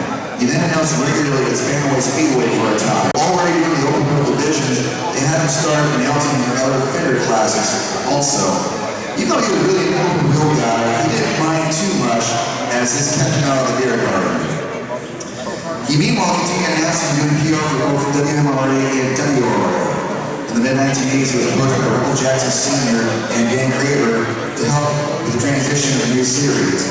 He did PR and bookkeeping for the USAC and Washington Super Modified series that ran for a brief time. After USAC pulled out of the Northwest and other regions, he he, Kirk Kerner, and Rebel Sr. formed and started the new Northwest Modified Racing Association series here in Northwest. The first 2 years of NSRA were a long history of it, as we saw the Jackson, Rebel Sr. and Jr., the Hamilton family, and the Steele family, and Pat Russell's Boise team all in action around Northwest Skagit Speedway. The 1990s came, and attention turned to the family as he was a father of a few young children, including the son who was starting to play football. He decided to come back a bit on racing and support his kids' efforts. He was still frequently attending races, especially at Elma. His involvement didn't end either. Over in Knoxville, Iowa, the new National Sprint Car Hall of Fame, sitting behind Turn 2 of the famed Knoxville Raceway, was now in operation. An Army inductee was on the voting committee that first year and remained there as part of the process of immortalizing sprint car racing's greatest participants until stepping away after voting for the class of 2024. He also got involved with the Tacoma Pierce County Sports Hall of Fame and helped get a few racing individuals in there as well. He continued announcing from time to time, announcing WMRA widgets and Speedway or NSRA sprint cars elsewhere. He also tagged along for a Northern Sprint Tour Speed Week in the early 2000s doing trackside announcing. It was then that he decided it was time to put the microphone away for track activities. He continued writing though, and since the internet and Facebook have come around, he is frequently sharing online old racing photos and results from events held long ago, reigniting memories for many and providing a look for the younger crowd and how things once were. For his long involvement with WMR Midgets, he has received a gold card from them and became lifetime membership in good standing with one of the oldest racing organizations in the country. In 2009, he had what he considered one of his proudest moments as he was honored and asked by the board of directors to MC the first Elma Auto Racing Hall of Fame ceremony. While it was the other one he did, he was proud to have done it and has attended several ceremonies since then. He still heads to the track from time to time and keeps tabs on all that is happening in the racing world, but otherwise, a proud family man, just celebrating his 50th wedding anniversary with his wife, and marking his children's accomplishments in adulthood, including his now grown son being an assistant coach and recently winning a state football championship in Georgia recently. While traveling with me in Northwest tracks, he was always fond of being at Elma, loving the grassroots feel of the place early on, then marveling at seeing the late Fred Rannard build the place up into something more. He looks back fondly though on the days of the old half mile, which was fast, dusty, fans sometimes couldn't see what was happening, and you never knew what was going to happen out there, and seeing the likes of Jerry Day and Don McLeod waiting for that racetrack. He never raced nor crew, but in addition to his most proud roles as family man, he wore so many hats. Fan, sponsor, promoter, announcer, writer, historian, bookkeeper, Hall of Fame voter, event host, advocate, and statesman. He is one who worked to share and spread the news and joy of racing around the Northwest and later help keep its history alive. Please join me in welcoming to the Elma Auto Racing Hall of Fame the Right Honorable Mr. Ed Williams.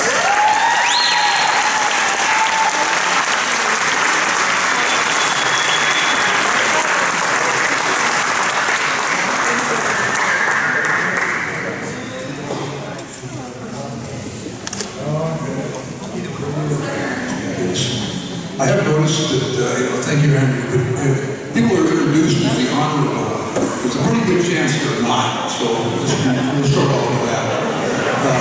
I would like to thank Rick and the committee for this. It's really, I think it's sort of a great honor. As I said, I really enjoy doing the first Hall of Fame introduction, and this is sort of my, really, I find it very unexpected. So, years ago I used to be a big newspaper guy, and newspapers. Yeah, one of my favorites was the San Francisco Chronicle. Excuse me. They had a column in there called The Fearless Spectator. And I kind of think that's sort of what I have been hanging around racing all these years. I've seen a lot of it, enjoyed a lot of it, and I'm really appreciative of it. So thank you very much.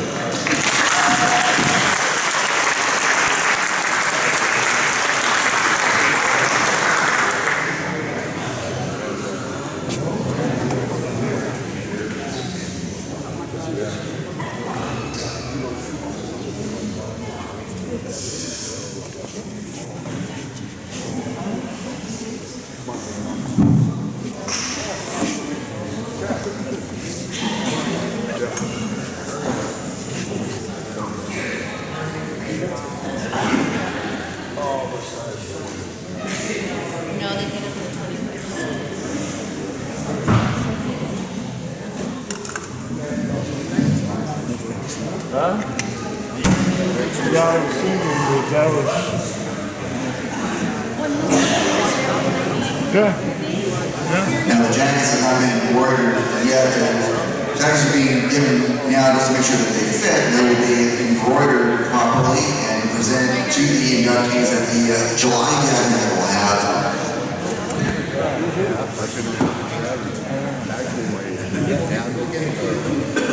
And I refer to Ed as Right Honorable here. It's a term in British politics here, and I saw a video one time on YouTube here where the Speaker of the British House of Commons here, it's like our House of Representatives here, told someone off basically who was misbehaving here that he should seek to imitate the Zen-like calm and statesmanship of the father of the House, who was the longest serving member of Parliament. And granted, he was an announcer years back, but since I've known Ed, he's always, calm and statesman-like here. So I always thought, imitate his Zen-like calm and statesmanship here. And Right Honorable is a term used there, so that's why I refer to him as the Right Honorable Mr. Ed Williams here. And Ed, again, you were one of my mentors here. It is an honor to introduce you here this evening. Congratulations.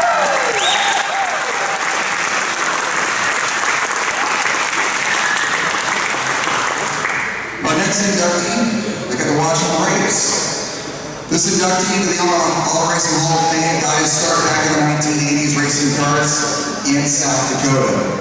In 1986, he came to the Great Northwest and took up residence in Washington State. In 1992, he started racing sprint cars and became a regular at the Elma dirt track, they call it Elma National Raceway, and he would do so for the next decade. Drivers like Fred Rannard took him under his wing, under their wing in the early years as he learned the ways of sprint car racing. He enjoyed getting to know everyone on the track, and many people became like family to him. He also developed a good relationship with John Gibson, who built his wings early on. In the meantime, he started getting fast and soon found himself up near the front and competing for wins on a regular basis at Grace Harbor Raceway. He didn't win that often, being modest about himself. He figures he had around 10 or 12 wins to his credit, but he was always a presence in racing near the front. His breakthrough was the 1999 season when he won 3 main events at Elma and won the 360 Sprint Car Track Championship that season, the biggest highlight of his racing career. He says his main rival was J. Cole, both on the track and at the bar after the races, seeing he could bond most peers. He also enjoyed racing against other future Elma Hall of Fame inductees, including Raymond, Stormy Glick, Donnie Fry, Glenn Borden Sr., and Glenn Borden Jr. After suffering a neck injury, he knew it was time to hang up the fire suit after 10 years racing sprint cars. He also had a business to run. This inductee, however, was not done with his racing involvement. In 2006, he began a partnership with former track champion J. Cole, co-owning the car driven by Cole, and it took off from there, going to just this last year. They started off by winning the Evergreen State Spring Challenge that season, Elma's signature sprint car race at the time, shortly after the sudden passing of Fred Rannard and one of the most emotionally popular victories ever at Grace Harbor Raceway. It was, as he simply described it, a good night. From there, countless sprint car victories at Grace Harbor Raceway and an astounding 8 track championships including just last year. Those accomplishments will no doubt put J. Cole in the Elma All Racing Hall of Fame himself as a driver when his driving days are over. For the past 15 years, they have been among the best sprint car teams in the Pacific Northwest, while also getting help in the period from 2024 inductee Bill St. Paul. He's also stayed involved with his business, Bulldog Trailers, sponsoring some cars at the track, and also supporting the quarter midget races on the little track here at the Grace Harbor County Fairgrounds. He's really enjoyed his time in racing and said he's honored to receive this gesture. He's also honored to be joining several of his friends he's raced with in this Hall of Fame. And without the support of his dad, Bob Wilson, and his better half, Amber, none of this would be possible. Y'all will please join me in welcoming the Elma Hall of Fame, Upper Springfield champion, Trev Wilson.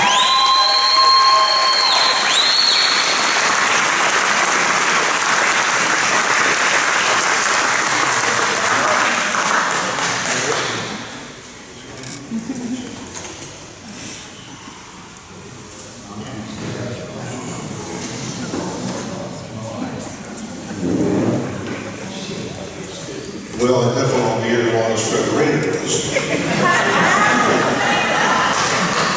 Speaking of Fred, I did have an instance with him down in Chico about 1994 at the races. We were taking a little out here, drinking one night. Went out to breakfast afterwards, must have been about 2 or 3 in the morning. He ordered biscuits and gravy. He had one bite, head went down in the biscuits and gravy. That's how I met Fred really well. Thanks to Rick and the commission for this honor. It's a pleasure and a privilege. You know a lot of people out here that I know as family and friends. I'd like my family to know that I appreciate you being here. Sister Lynn, my nephew Diamante, and Amber. Through working with Jay through the years, I've met great people like Darren Hall and his wife Laurie. Jay's wife Cindy. I met Vern Ringen, probably about 1992. I've only been racing about 2 weeks. I told my car, I know nothing about fixing it. I'm a driver, I'm not a mechanic. He told me to bring the car to Lacey where he lived. I did it. In an afternoon, they had it fixed. We go to the track that night and we raced. That was the great relationship with Bert that I started with. To this day, I still consider a very close friend.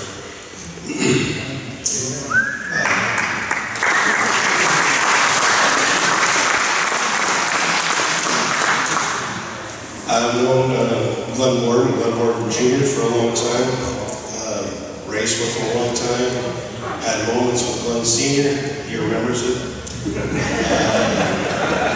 I told him he was #1. He came and discussed it with me. We got over it. Since then, I've been good friends with his son for a long time, and that's been a good relationship with Fred as well.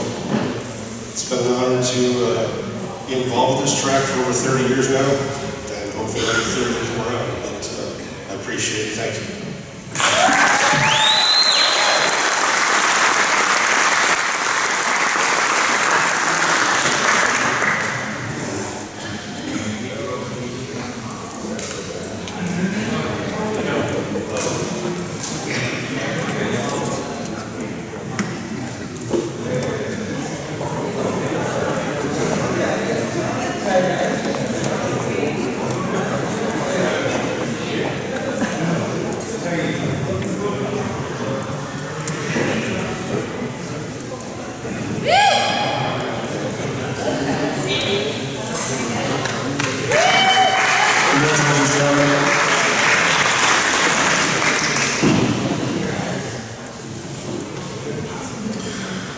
Our next inductee had a close relationship with the Leedy family, who've been an integral part of this Elma Hall of Fame. Their history going back between the families several decades. From there, he was a constant presence at the racetrack until his passing this last year. Before he was old enough to enter the pit area, he was involved in the old Elma half mile, helping clean up after the races were over, or helping run errands for the officials. Later, his father had a truck that pulled Rich Lee's trailer to the racetrack back then. Rich's son Rick wasn't old enough just yet, to be in the pit area, but our inductee was, joining his father and Bruce Waters as pitman for the elder Lee. He also crewed for future Elma Hall of Famer George Whitson. In 1985, he drove his first race at the Elma dirt track, driving a hobby stock. In the late 1980s, though, he got his hands on Leedy's old semi-modified. He took the traditional Leedy purple and white car and painted it pink for it to stand out, though later ran in blue and white look. He ran with the Washington Open Wheel Series on the asphalt regularly, racing at Stanway, Tenino, Port Angeles, and Evergreen. Though his wife Junior wasn't particularly a fan of him running on the big track at Evergreen back then. increasingly expensive, he was also ready to get out of the car as his daughters were growing up, and he decided best to focus on them. He stayed involved in racing though, and continued pitting for Rich and Ruth Lee. Back when white pants in the pit area was pretty much the law of the land everywhere, and even after it started to become a thing of the past, Judy made sure to regularly wash those white pants and have them ready for her to wear. He and family loved traveling to other races all around the Northwest just to watch also. Though they hated having to drive through Seattle traffic to get there, they made the effort to get to Skagit for Dirt Cup every year. After retiring from behind the scenes involvement after turning 60, he didn't retire from being at the racetrack. He was a constant presence at Greatest Harbor Raceway, and more often than not, went down to the pit area afterwards to talk to the racers and show them his support. Having raced himself for a short time, he always appreciated what the race teams do and what the drivers are risking to race and entertain the fans who spend their hard-earned dollars to watch. It was nothing for him to be there past midnight, often talking with the racers, much to the chagrin of his wife. And when the drivers came to the grandstands for a helmet pass to help an injured driver, he always put some money in those helmets, every single time. He was always at the track.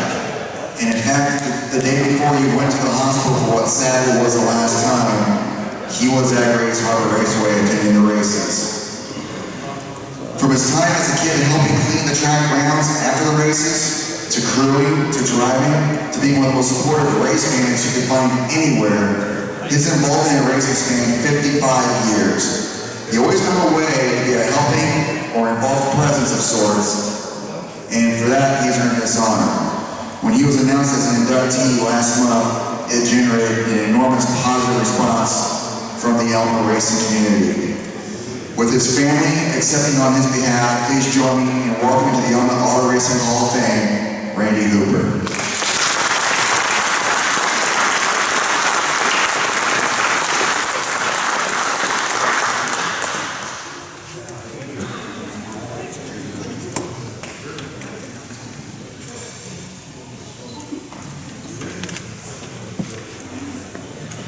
Wife Judy accepting on his behalf.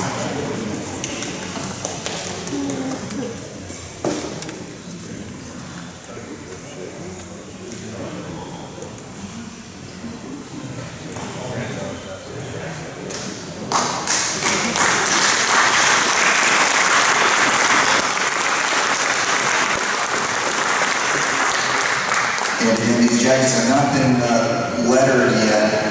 This is more of a test fitting and just a simple presentation here. They will be embroidered with the names and then represented at the Spaghetti Feed in Atlanta here in July.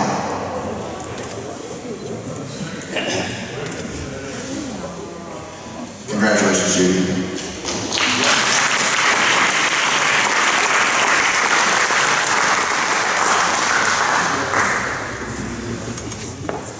Our next inductee, I've known him for a while, worked with him, butted heads occasionally, as happens between promoters and other people involved in the sport, but he's earned this honor. He has done a little bit of everything in racing. Racing has been in his family for generations. He remembers being 5 years old and going to the races at the old Skagit Speedway, watching the car his dad crewed be piloted around the track by Joe Bauer. As he grew older, his family got more involved at the track, including the Women's Auxiliary and the Sky Valley Cadet Corps, which got the kids, including our inductee at the time, involved. He worked at the Snack Shack and sold the latest edition of the Racing Wheels newspaper. It was how he stayed out of trouble as a youth. While attending those races at Sky Valley, he met many people, including members of the Barnes family and the Evans family. One by one, many of the people he knew began racing. Our inductee, though, left for school in Arizona. When he came back around 1980, Sky Valley was gone, but he followed in Dad's footsteps and crewed for Joe Bauer and his son-in-law at Evergreen. He later got his first taste of racing a car when Bauer let him drive his Jalopy, a 32 Coupe, in Elma around 1981. He then then met Leo Boyd, who also super modified. He then got his own super modified, which was built at the Todd Shipyard in Seattle, of all places, from Lincoln Bolt. As it turned out, a number of race cars were built on the side there at the time instead of ships. One of his early run-ins with other racers was with a future Elma Hall of Famer named George Wixon, though he wasn't that aware of Wixon's standing as one of the big dogs in Elma at the time. One race saw them start side by side, and this inductee held his ground on the start, and they ended up making contact with our inductee running over Wixon's wheels, which caught everybody's attention. After that race in the pit area, Wixon approached him, and it turned out was impressed by the young driver holding his ground and standing up to him and showing that he would not be intimidated. One favorite memory of his came in 1982, one night in Elma, driving a semi-modified. Prior weather leading up to the event had left everyone a very rough racetrack to race on. He went out for his heat race, survived it, and came back to the pits and discovered that 3 out of 4 shocks on his car were broken. And stunningly, on this night, no one in the pit area had a welder. So he and his crewmen, thinking best to call it a night, loaded up the car. Rich Lee, however, convinced him that he should at least start the main event so he'd get paid for the night. He went to the whiteboard to tell the official that he would start tailing of the future, only to see the lineup posted and that he was scheduled to start on the pole position. He decided, why the hell not? Unloaded his car, and with only one working shock, started the main event. He was quickly passed by most of the field, but as the race went on, he started seeing other cars breaking from a rough track condition, and one by one, he saw cars pulling off the racetrack until he eventually saw the white flag waiting for him as the leader, despite only one working shot. It was on that final lap when Rich Lee passed him for the win, after playing possum perhaps and following our inductee around the track for the entire race. Our inductee though said he was going to finish second that night with just the one shot in the car he had, and Lee was a friend and mentor to him as well. He started dabbing in the old WRA, though interesting things happened later in 1983 when he hosted a meeting at his shop attended by people from all over the Northwest. He ended up being voted president of the new Washington Open Wheel, which featured semi-modifieds and sprint cars. They ran dirt and asphalt, running mostly Elma, and also other asphalt tracks, including South Sound and Spanaway. That season saw him gain the distinction of being the first driver to flip out of the ballpark at the then relatively new 3/10-mile track here in Elma. He was in contention for the title that season until he lost the motor at the season finale, a race that was won by Rick Lee in Elma. Despite another flip out of the ballpark in '84, he competed well again that season, but decided to take a step back for a couple of years, only running occasionally in cars fielded by other individuals. He then, for a period, ran full-time at Skagit Speedway, driving a car owned by Riley Root before getting his own car again. Early in the 1990s, Skagit Speedway began to phase out the old economy modified class, and in 1992 started this new economy sprint car division, now the Sportsman Sprints. That first year, a new group spearheaded by our inductee, the Washington Economy Sprint Car Organization, or WESCO for short, was the sanctioning body of that division and did so through the 1994 season at Skagit. Starting in 1995, WESCO became a traveling series that hit the road, heading as far south as Oregon, including a racing for a packed house in St. Helens, which had never seen sprint cars before, and also at the old Eugene Speedway. They ran at Elma several times that year as well, and along with several asphalt races. He was the series champion in 1995. He was also able to work with groups from elsewhere, including those from Brearty, California, and he would welcome them to their combo races in Oregon, including at Eugene. From 1995 to 1997, WESCO was a frequent visitor to Elma, often bringing strong fields of limited sprint cars. The track promoter at the time would often pick the top WESCO cars on a given night and have them take part and that has 360 sprint car feature as well. Wes will continue to run for several years, and our inductee racked up 8 straight championships from 1998 to 2005, giving him 9 overall. After that, he got out of the race car and began promoting, running Port Angeles Speedway for 5 years before a single-year stint as race director at Deming Speedway.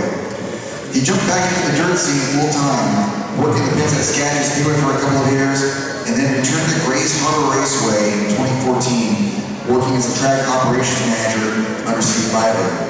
When Steve Byler stepped aside in 2019, our induction took over as promoter of Grace Harbor Raceway and has been here since then.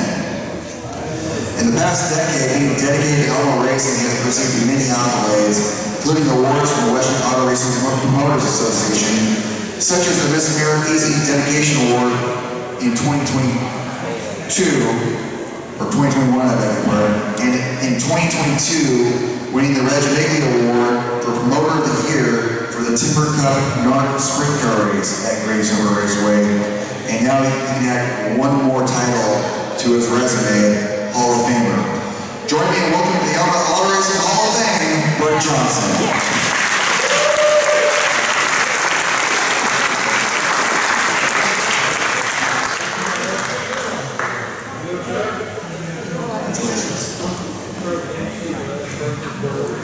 I didn't know Don McLeod was going to be here. I didn't recognize you, and I will say thank you. I want to share with a little story with Don, and anybody had the privilege of running down Skagit Speedway is probably going to know where I'm going here. He's probably the only guy I ever knew that dirt tractor out on that track on a continuous basis. Some nights he won, some nights he blew the tire before it got to the end, but you were thrilling to watch back then, so thank you very much for that.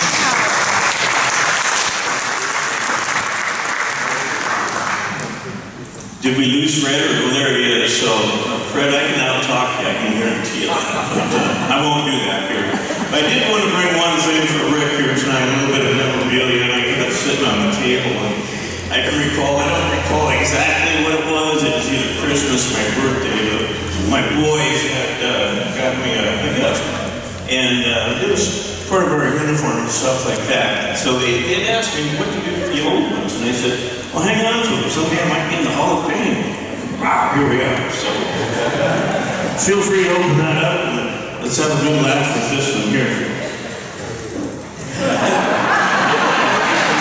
So that's the shoe that probably won me 4 or 5 championships. And you can see there's duct tape on that. That's kind of what I had to do back then, just to make ends meet. But basically, it was the throttle foot, so it worked out pretty well for me. So, anyway, hope to meet some of you here afterwards, and thank you very much.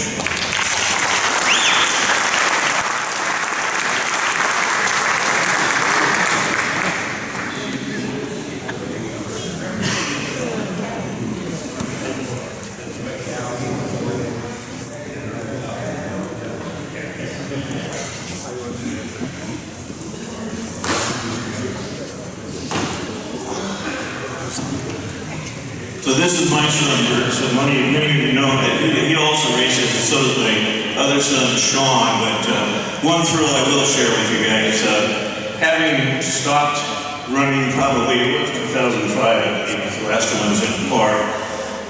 They taught me to put my car back together. In 2016, we all went down to Cottage Grove, and what a thrill to run with your boys.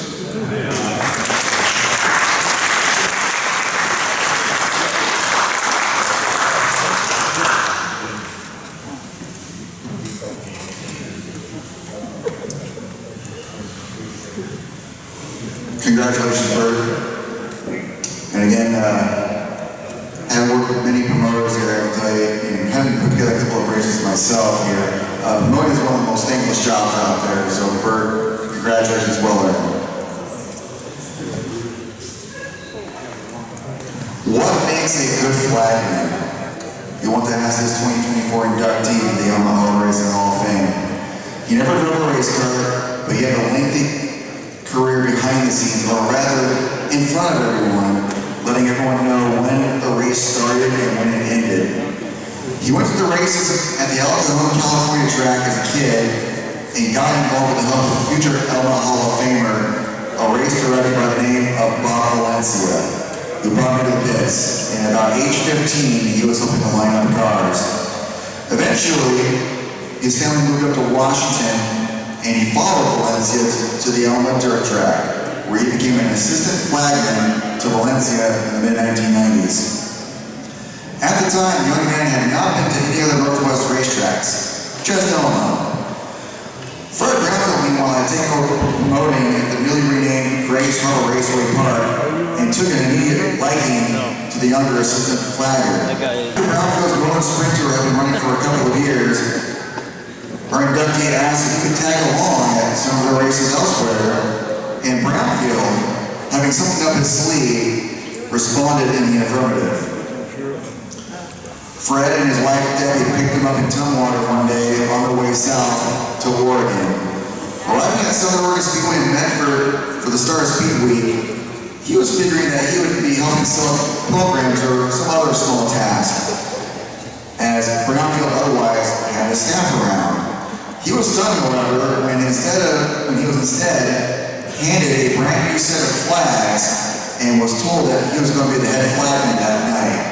It was his first time in that role, but Brownfield liked his prior work at Elma and decided it was time to elevate him to the new role and had him flag the entire week. When not traveling with NST, he continued to work at Elma on a weekly basis. Valencia was moved to race director, and the young assistant flagman was now to join the race in the stand at Grace Harbor Raceway, the role he would carry for several years. Between early 2003 and 2004, Grace Harbor Raceway underwent a massive renovation project, which saw the track leaning to its current size. A new flag stand was also built for an inductee. A year after it was first built, though, a stabilizing bar was installed because it was, as he said, wobbly. In addition to NST races, Brownfield would also have him flag a handful of World of Outlaws races he promoted in the Northwest every year. He had a few sets of flags, but had one checkered flag he would wave only at those World of Outlaws events. Each night he had a winning driver sign that flag, and several drivers over the years would do so, including Craig Kenzer after he won his first career World of Outlaws victory at Skagit Speedway in 2004. His other checkered flag would be signed by various other winning race car drivers over the years as well. He gave those checkered flags to the Brownfield family for display at the memorial service after Fred's sudden 2006 passing, but the flags disappeared, thought to be lost forever. However, they turned up 15 years later, found by none other than Jim Dennis, a predecessor in the flag stand tour inductee, who happily returned the flags to him. In 2008, the new ASCS Northwest Region Sprint Car Tour started and ran for several years, with our inductee again serving as the head flagman. In the later years of the series, however, he decided to take on a new role as race director, and in 2014, he ran the series itself as its promoter and coordinator. It was a big change. In the past, he had looked to Brownfield or Valencia for guidance, but now it was his time to make the big decision. It was new, different, and a challenging experience for him. It was also a new experience for now having to speak publicly at banquets in front of large groups of people. After that, he took a step back, but still fun to look back at his days as a flagman. There were mistakes here and there, but he always remembered compliments. Perhaps the biggest one he got coming from Sean Walensky, who compared him to defending Knoxville Raceway flagman Doug Clark, who, by the way, is in the National Sprint Car Hall of Fame as a flagman. Like many, he best remembers his time in racing for all the friends he made, and many of them became family to him. He met his wife at the racetrack also. He always looked forward to Saturday nights at the track, enjoying good weather that allowed for racing, or still talking with everyone if a rainout happened. So what makes a good flagman? Our inductee says, watch the whole track, don't just follow the leader, know the rules, and sidebar, they really solidify a set of rules help also. Pay attention, of course know racing in general, and be fair to everyone, even your friends. And known to be fair to everyone, he's earned his place here, You all join me in welcoming to the Elma Auto Racing Hall of Fame, Trev Wilson.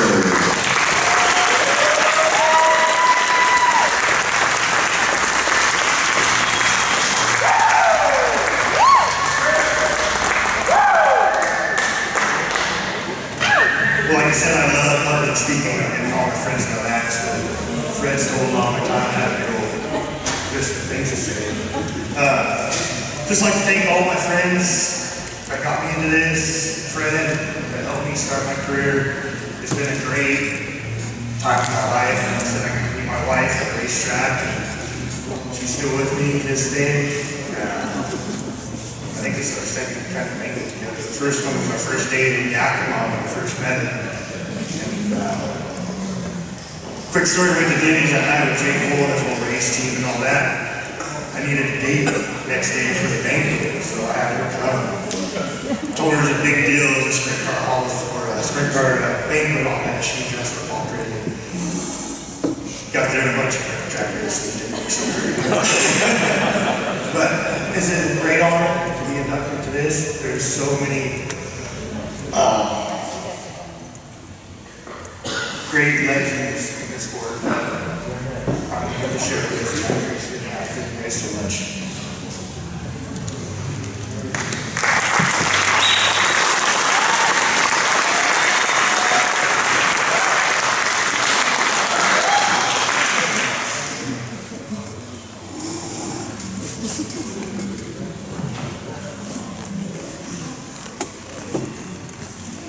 And I've done several of these now, and I've always interviewed the inductees or representing family members on the phone, but this was the first time I actually got to interview someone in person here. He was over in my neck of the woods in Coeur d'Alene on business here, and we actually met up for dinner and beers. You know, I got to interview him in person. That was the first. Very neat experience to do that. There, congratulations, Travis, well deserved.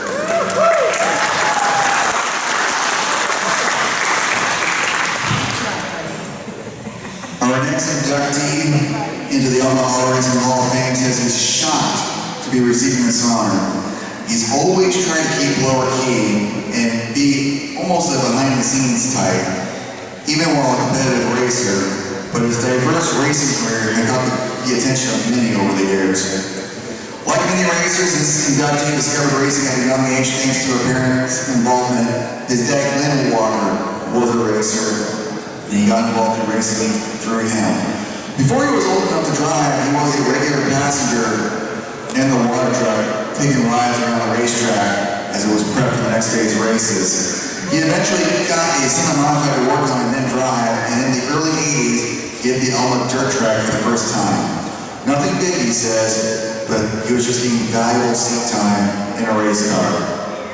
In those first years, he regularly ran on the asphalt at Evergreen on Friday nights before hitting the dirt at Elma on Saturdays. He also met and got to know fellow 2024 inductee Bert Johnson during that time. In 1984, he raced in WRA along with the likes of Rebel Jackson, which led to him getting into super modifieds, driving for Ken Martin and also the Kearns brothers. He meanwhile got his first win in a Washington open-wheel sprint car event at South Sound, driving a Watson Ward car that his dad originally drove. Catching on in super modifieds, he drove those through the 1990s, first being NSRA's top rookie in 1990. NSRA eventually transitioned to sprint cars, and he began racing those for a couple of years also, but kept racing super modifieds along with father Glenn. He then discovered not only pavement sprint car racing and raced on the mile-long Phoenix track. He then dropped a 360 motor in the pavement car and ran the USAC Western States Asphalt Sprint Car Series for a time, along the way picking up a win at Deming Speedway in Idaho, which he considers one of the big highlights of his career. In the early 2000s, he switched back to dirt and began racing non-link sprint cars in Oregon, including with the Oregon Double Shot Series. But he wasn't shy either.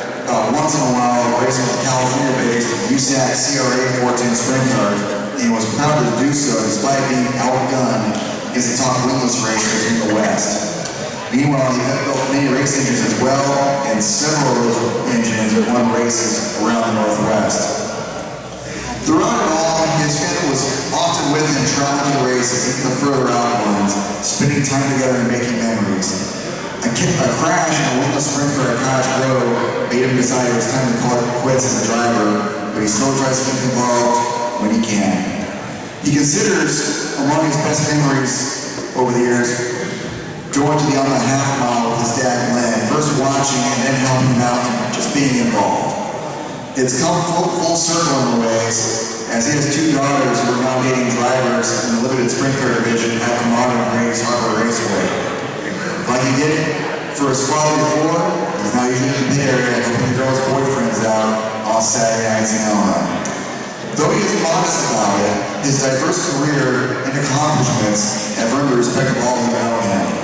He won in super modified for sprint cars, dirt and asphalt, winged and wingless, and was not afraid to race with anyone. And that does not go unnoticed.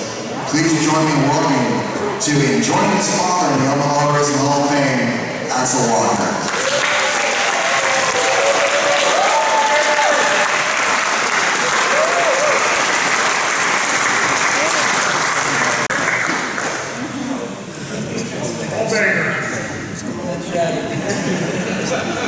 Yeah, I have a John story too. Sorry. One of the first times that I ever went to the pavement to race was my dad and I went up there with that Watson Word car with the multi-milers on, and Ross Thomas and Don Klaus were there, and I started behind you guys because I was over a second slower in qualifying, and my dad just said, I was nervous, right? And he just said, well, just follow those guys. And so I did. I ended up third. You won, Ross was second. So that's what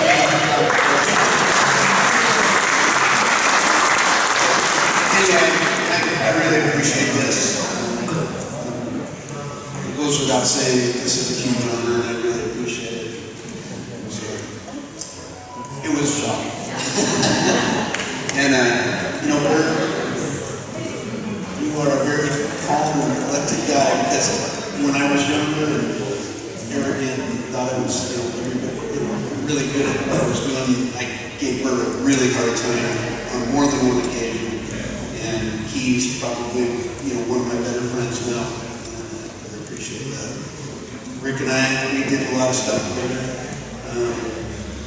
After Larry Spoon passed, I kind of took on a role of helping ladies with some of their motors, and that was a lot of fun. And so I think we made a lot of good memories together too. So Alex is building a new car now, stepping up his game. So working with John and his kids, it's really been a lot of fun. So I appreciate it, and thank you.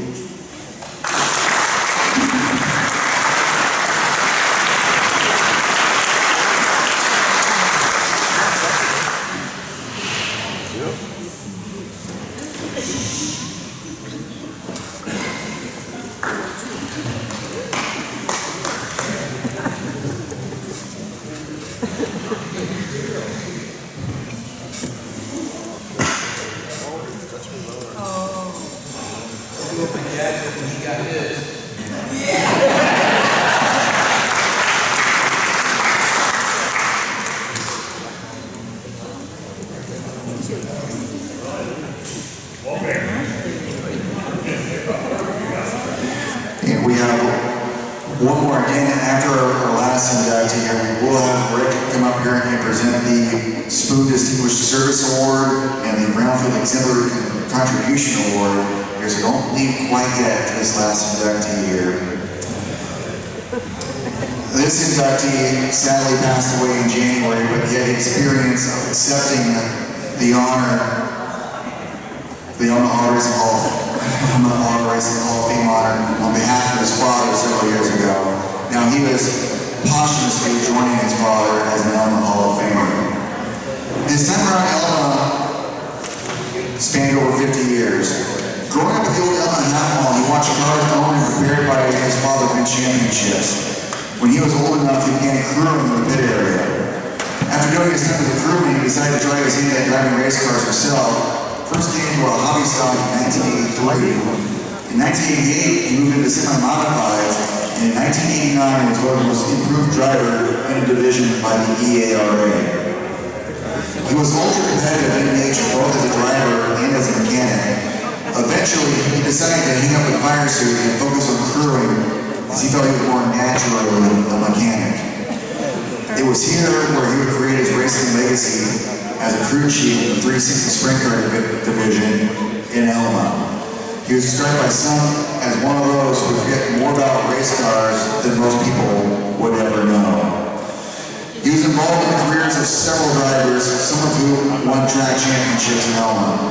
Crewing on the team fielded by Stormy Glick, he crewed for Glick, and also future track champions Randy Van Acton and Donnie Fry. Van Acton being one who credited our inductee with helping get him a chance to race sprint cars. At one point, he crewed on 2 cars at once on Glick's team, but eventually got to be a bit much to do both cars. And then he focused on just one, while bringing his son Jason into the fold to crew on the other.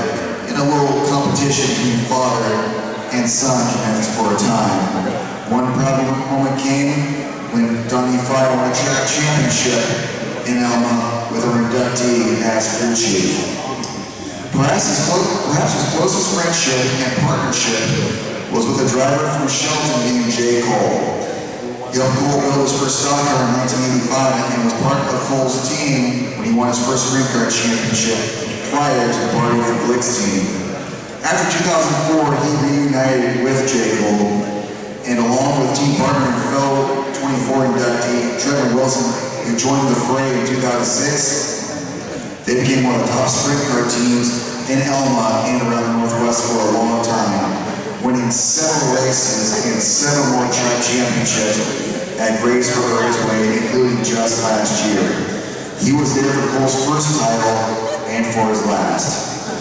One of the personal highlights was Cole's emotionally popular win at the 2006 Evergreen State Sprint Challenge, shortly after track promoter Fred Rannard Jr.'s sudden and shocking passing just a month before.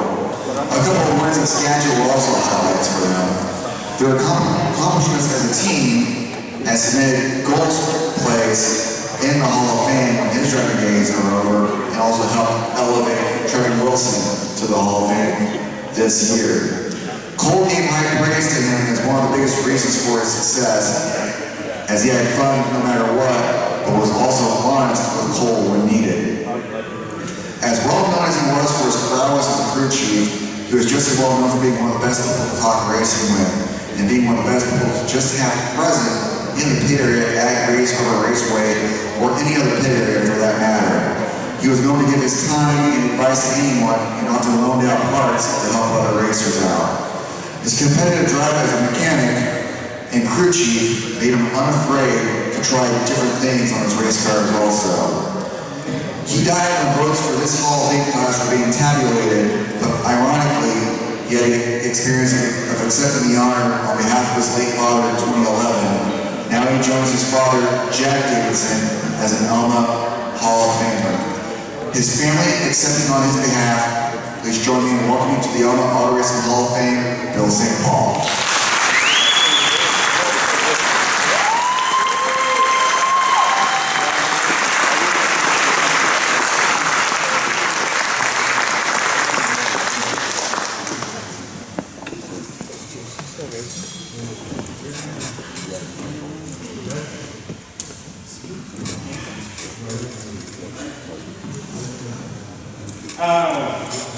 I wish he was here today to accept this, but I'm sure he's down in Chico.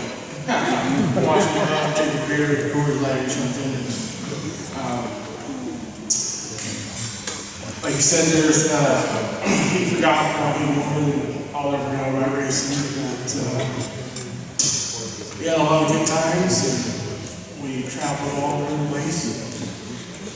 I couldn't ask for anything else.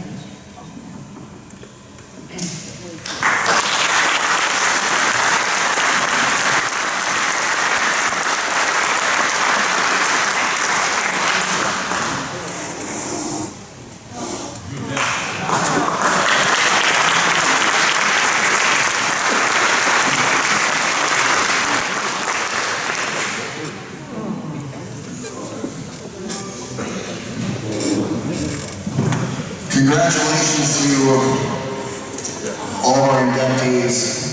We have 2 more special awards that are given out every year by the board for this Hall of Fame here. And to get set up here, I'll go ahead and turn things over to the president of the Elma Auto Racing Hall of Fame, Mr. Ray Lee.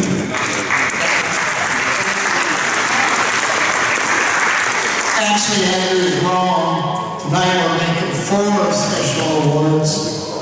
So, no, you're not supposed to. Okay. But our first 2 awards we give out every year at the induction ceremony, and they're named in honor of 2 of the greats of Grays Harbor Raceway that had vision for what could be here, did whatever it took to try to reach that vision and kept things going. Our first one is the Larry Spoon Distinguished Service Award, and Larry gave a lot. In fact, you might say he actually gave his life to this track. He meant a whole lot. This is a real special honor that Evergreen Auto Racing Association first started this award in 1984, and it went on for as long as the EARA was in operation, but then it kind of went away when the EARA did, but in 2009 we decided as the Elma Auto Racing Hall of Fame to reinstate it. It's not usual when the board is discussing these awards that there's not a lot of discussion on who should get it, because there are so many worthy candidates. But this year, Oh, really? the award, the Spoon Award, went to a unanimous inductee and a unanimous decision on the award. So I'd like Ed Williams to come forward.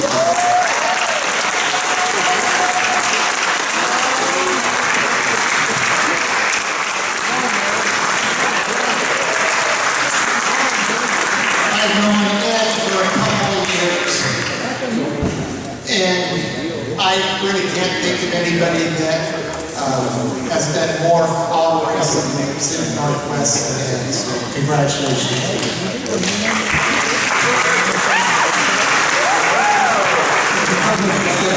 Thank you very much. I really appreciate it.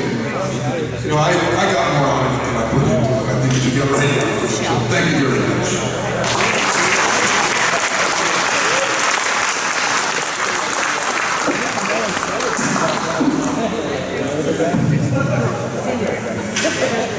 Our second award is named after Fred Brownfield. It's the Fred Brownfield Exemplary Contribution Award.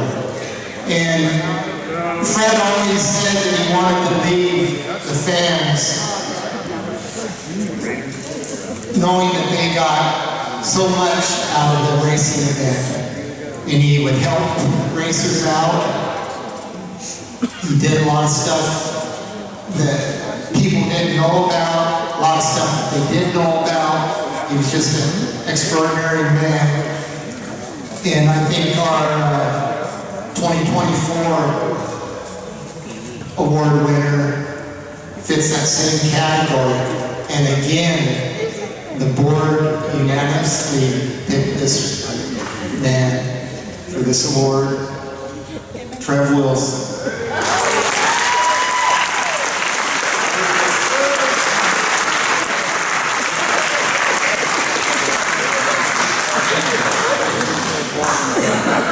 Come on, Trev, don't be letting Vern influence you out there.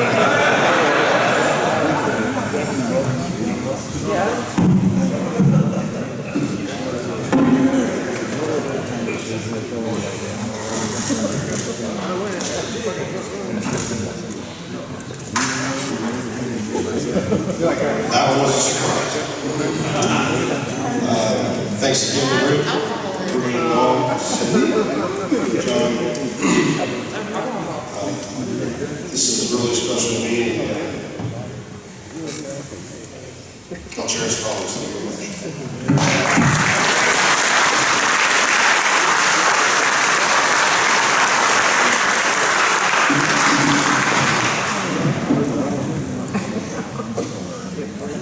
As a Hall of Fame, we have another category of a special award called the Exemplary Service Award. And we don't always give this out, and we've never given it out on induction night. But we decided to make an exception to it tonight, just simply because we knew that both of our award winners would be here to receive the award, and they meant a great deal to the Hall of Fame in just the stature that they've helped us achieve and the work that they put in. I can't even express how much we appreciate everything that they've done. So at this time, I would like Andrew Kunis and Fred Rannard Jr. to come forward. Come on, Fred.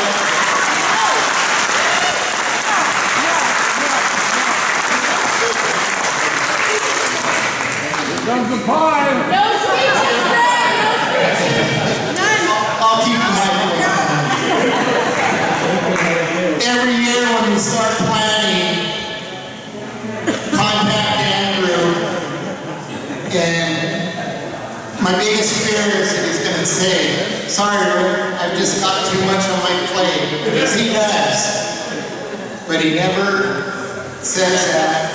He does a great job for us. I can't thank him for everything, all the time that he puts in preparing to honor our inductees. So thank you for that, Andrew.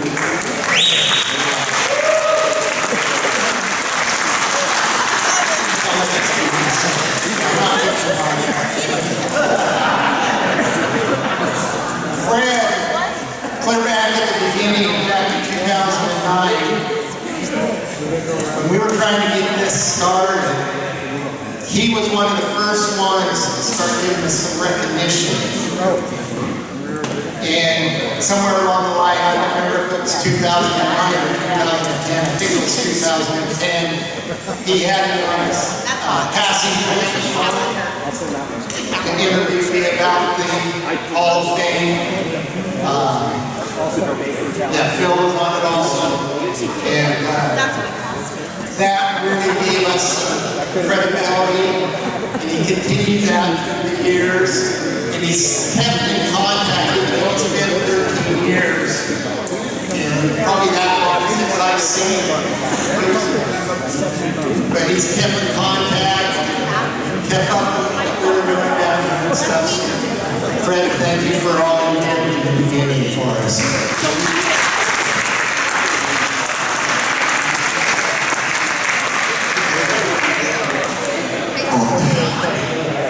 Thank you, Rick, and everyone on the board here. I'm flattered and honored to receive this award here. I'll try. So I did my first race at Grace Harbor Raceway back in 2000. I was 16 years old. I had grown up going to Skagit Speedway. It's been my lifelong home track. I moved away for a few years. My dad was in the service and we were in Michigan. The landscape in sprint car racing and dirt track racing in general changed in that time. Fred came down here and everything was happening here in Elma now. We had heard about it. It was the start of the internet.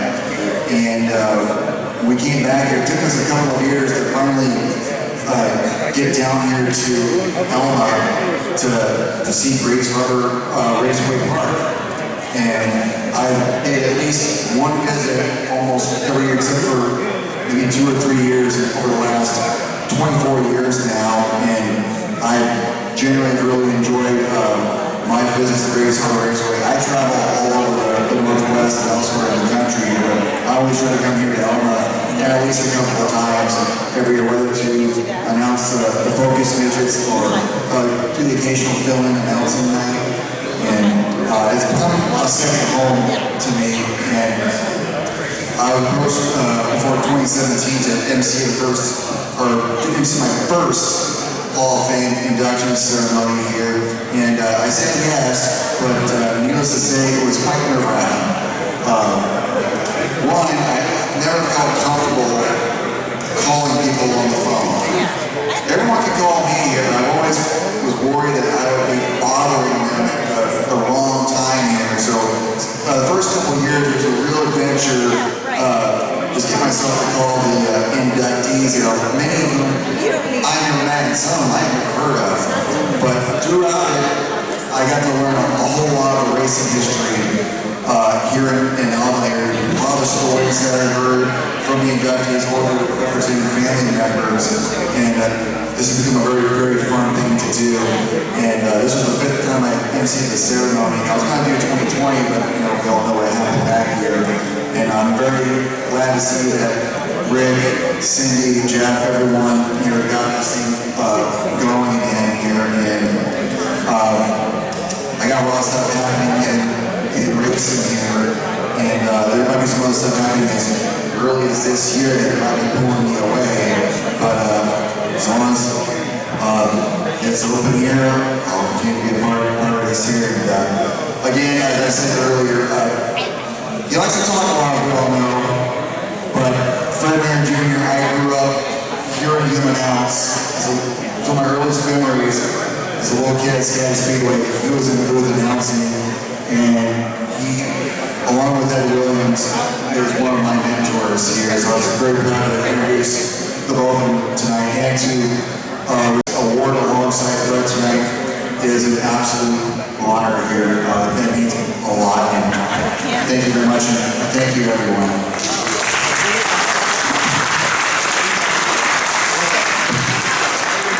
Let Fred talk to you for just a moment here. We've got 2 minutes. He's our award recipient here. You should speak here, but keep it quick.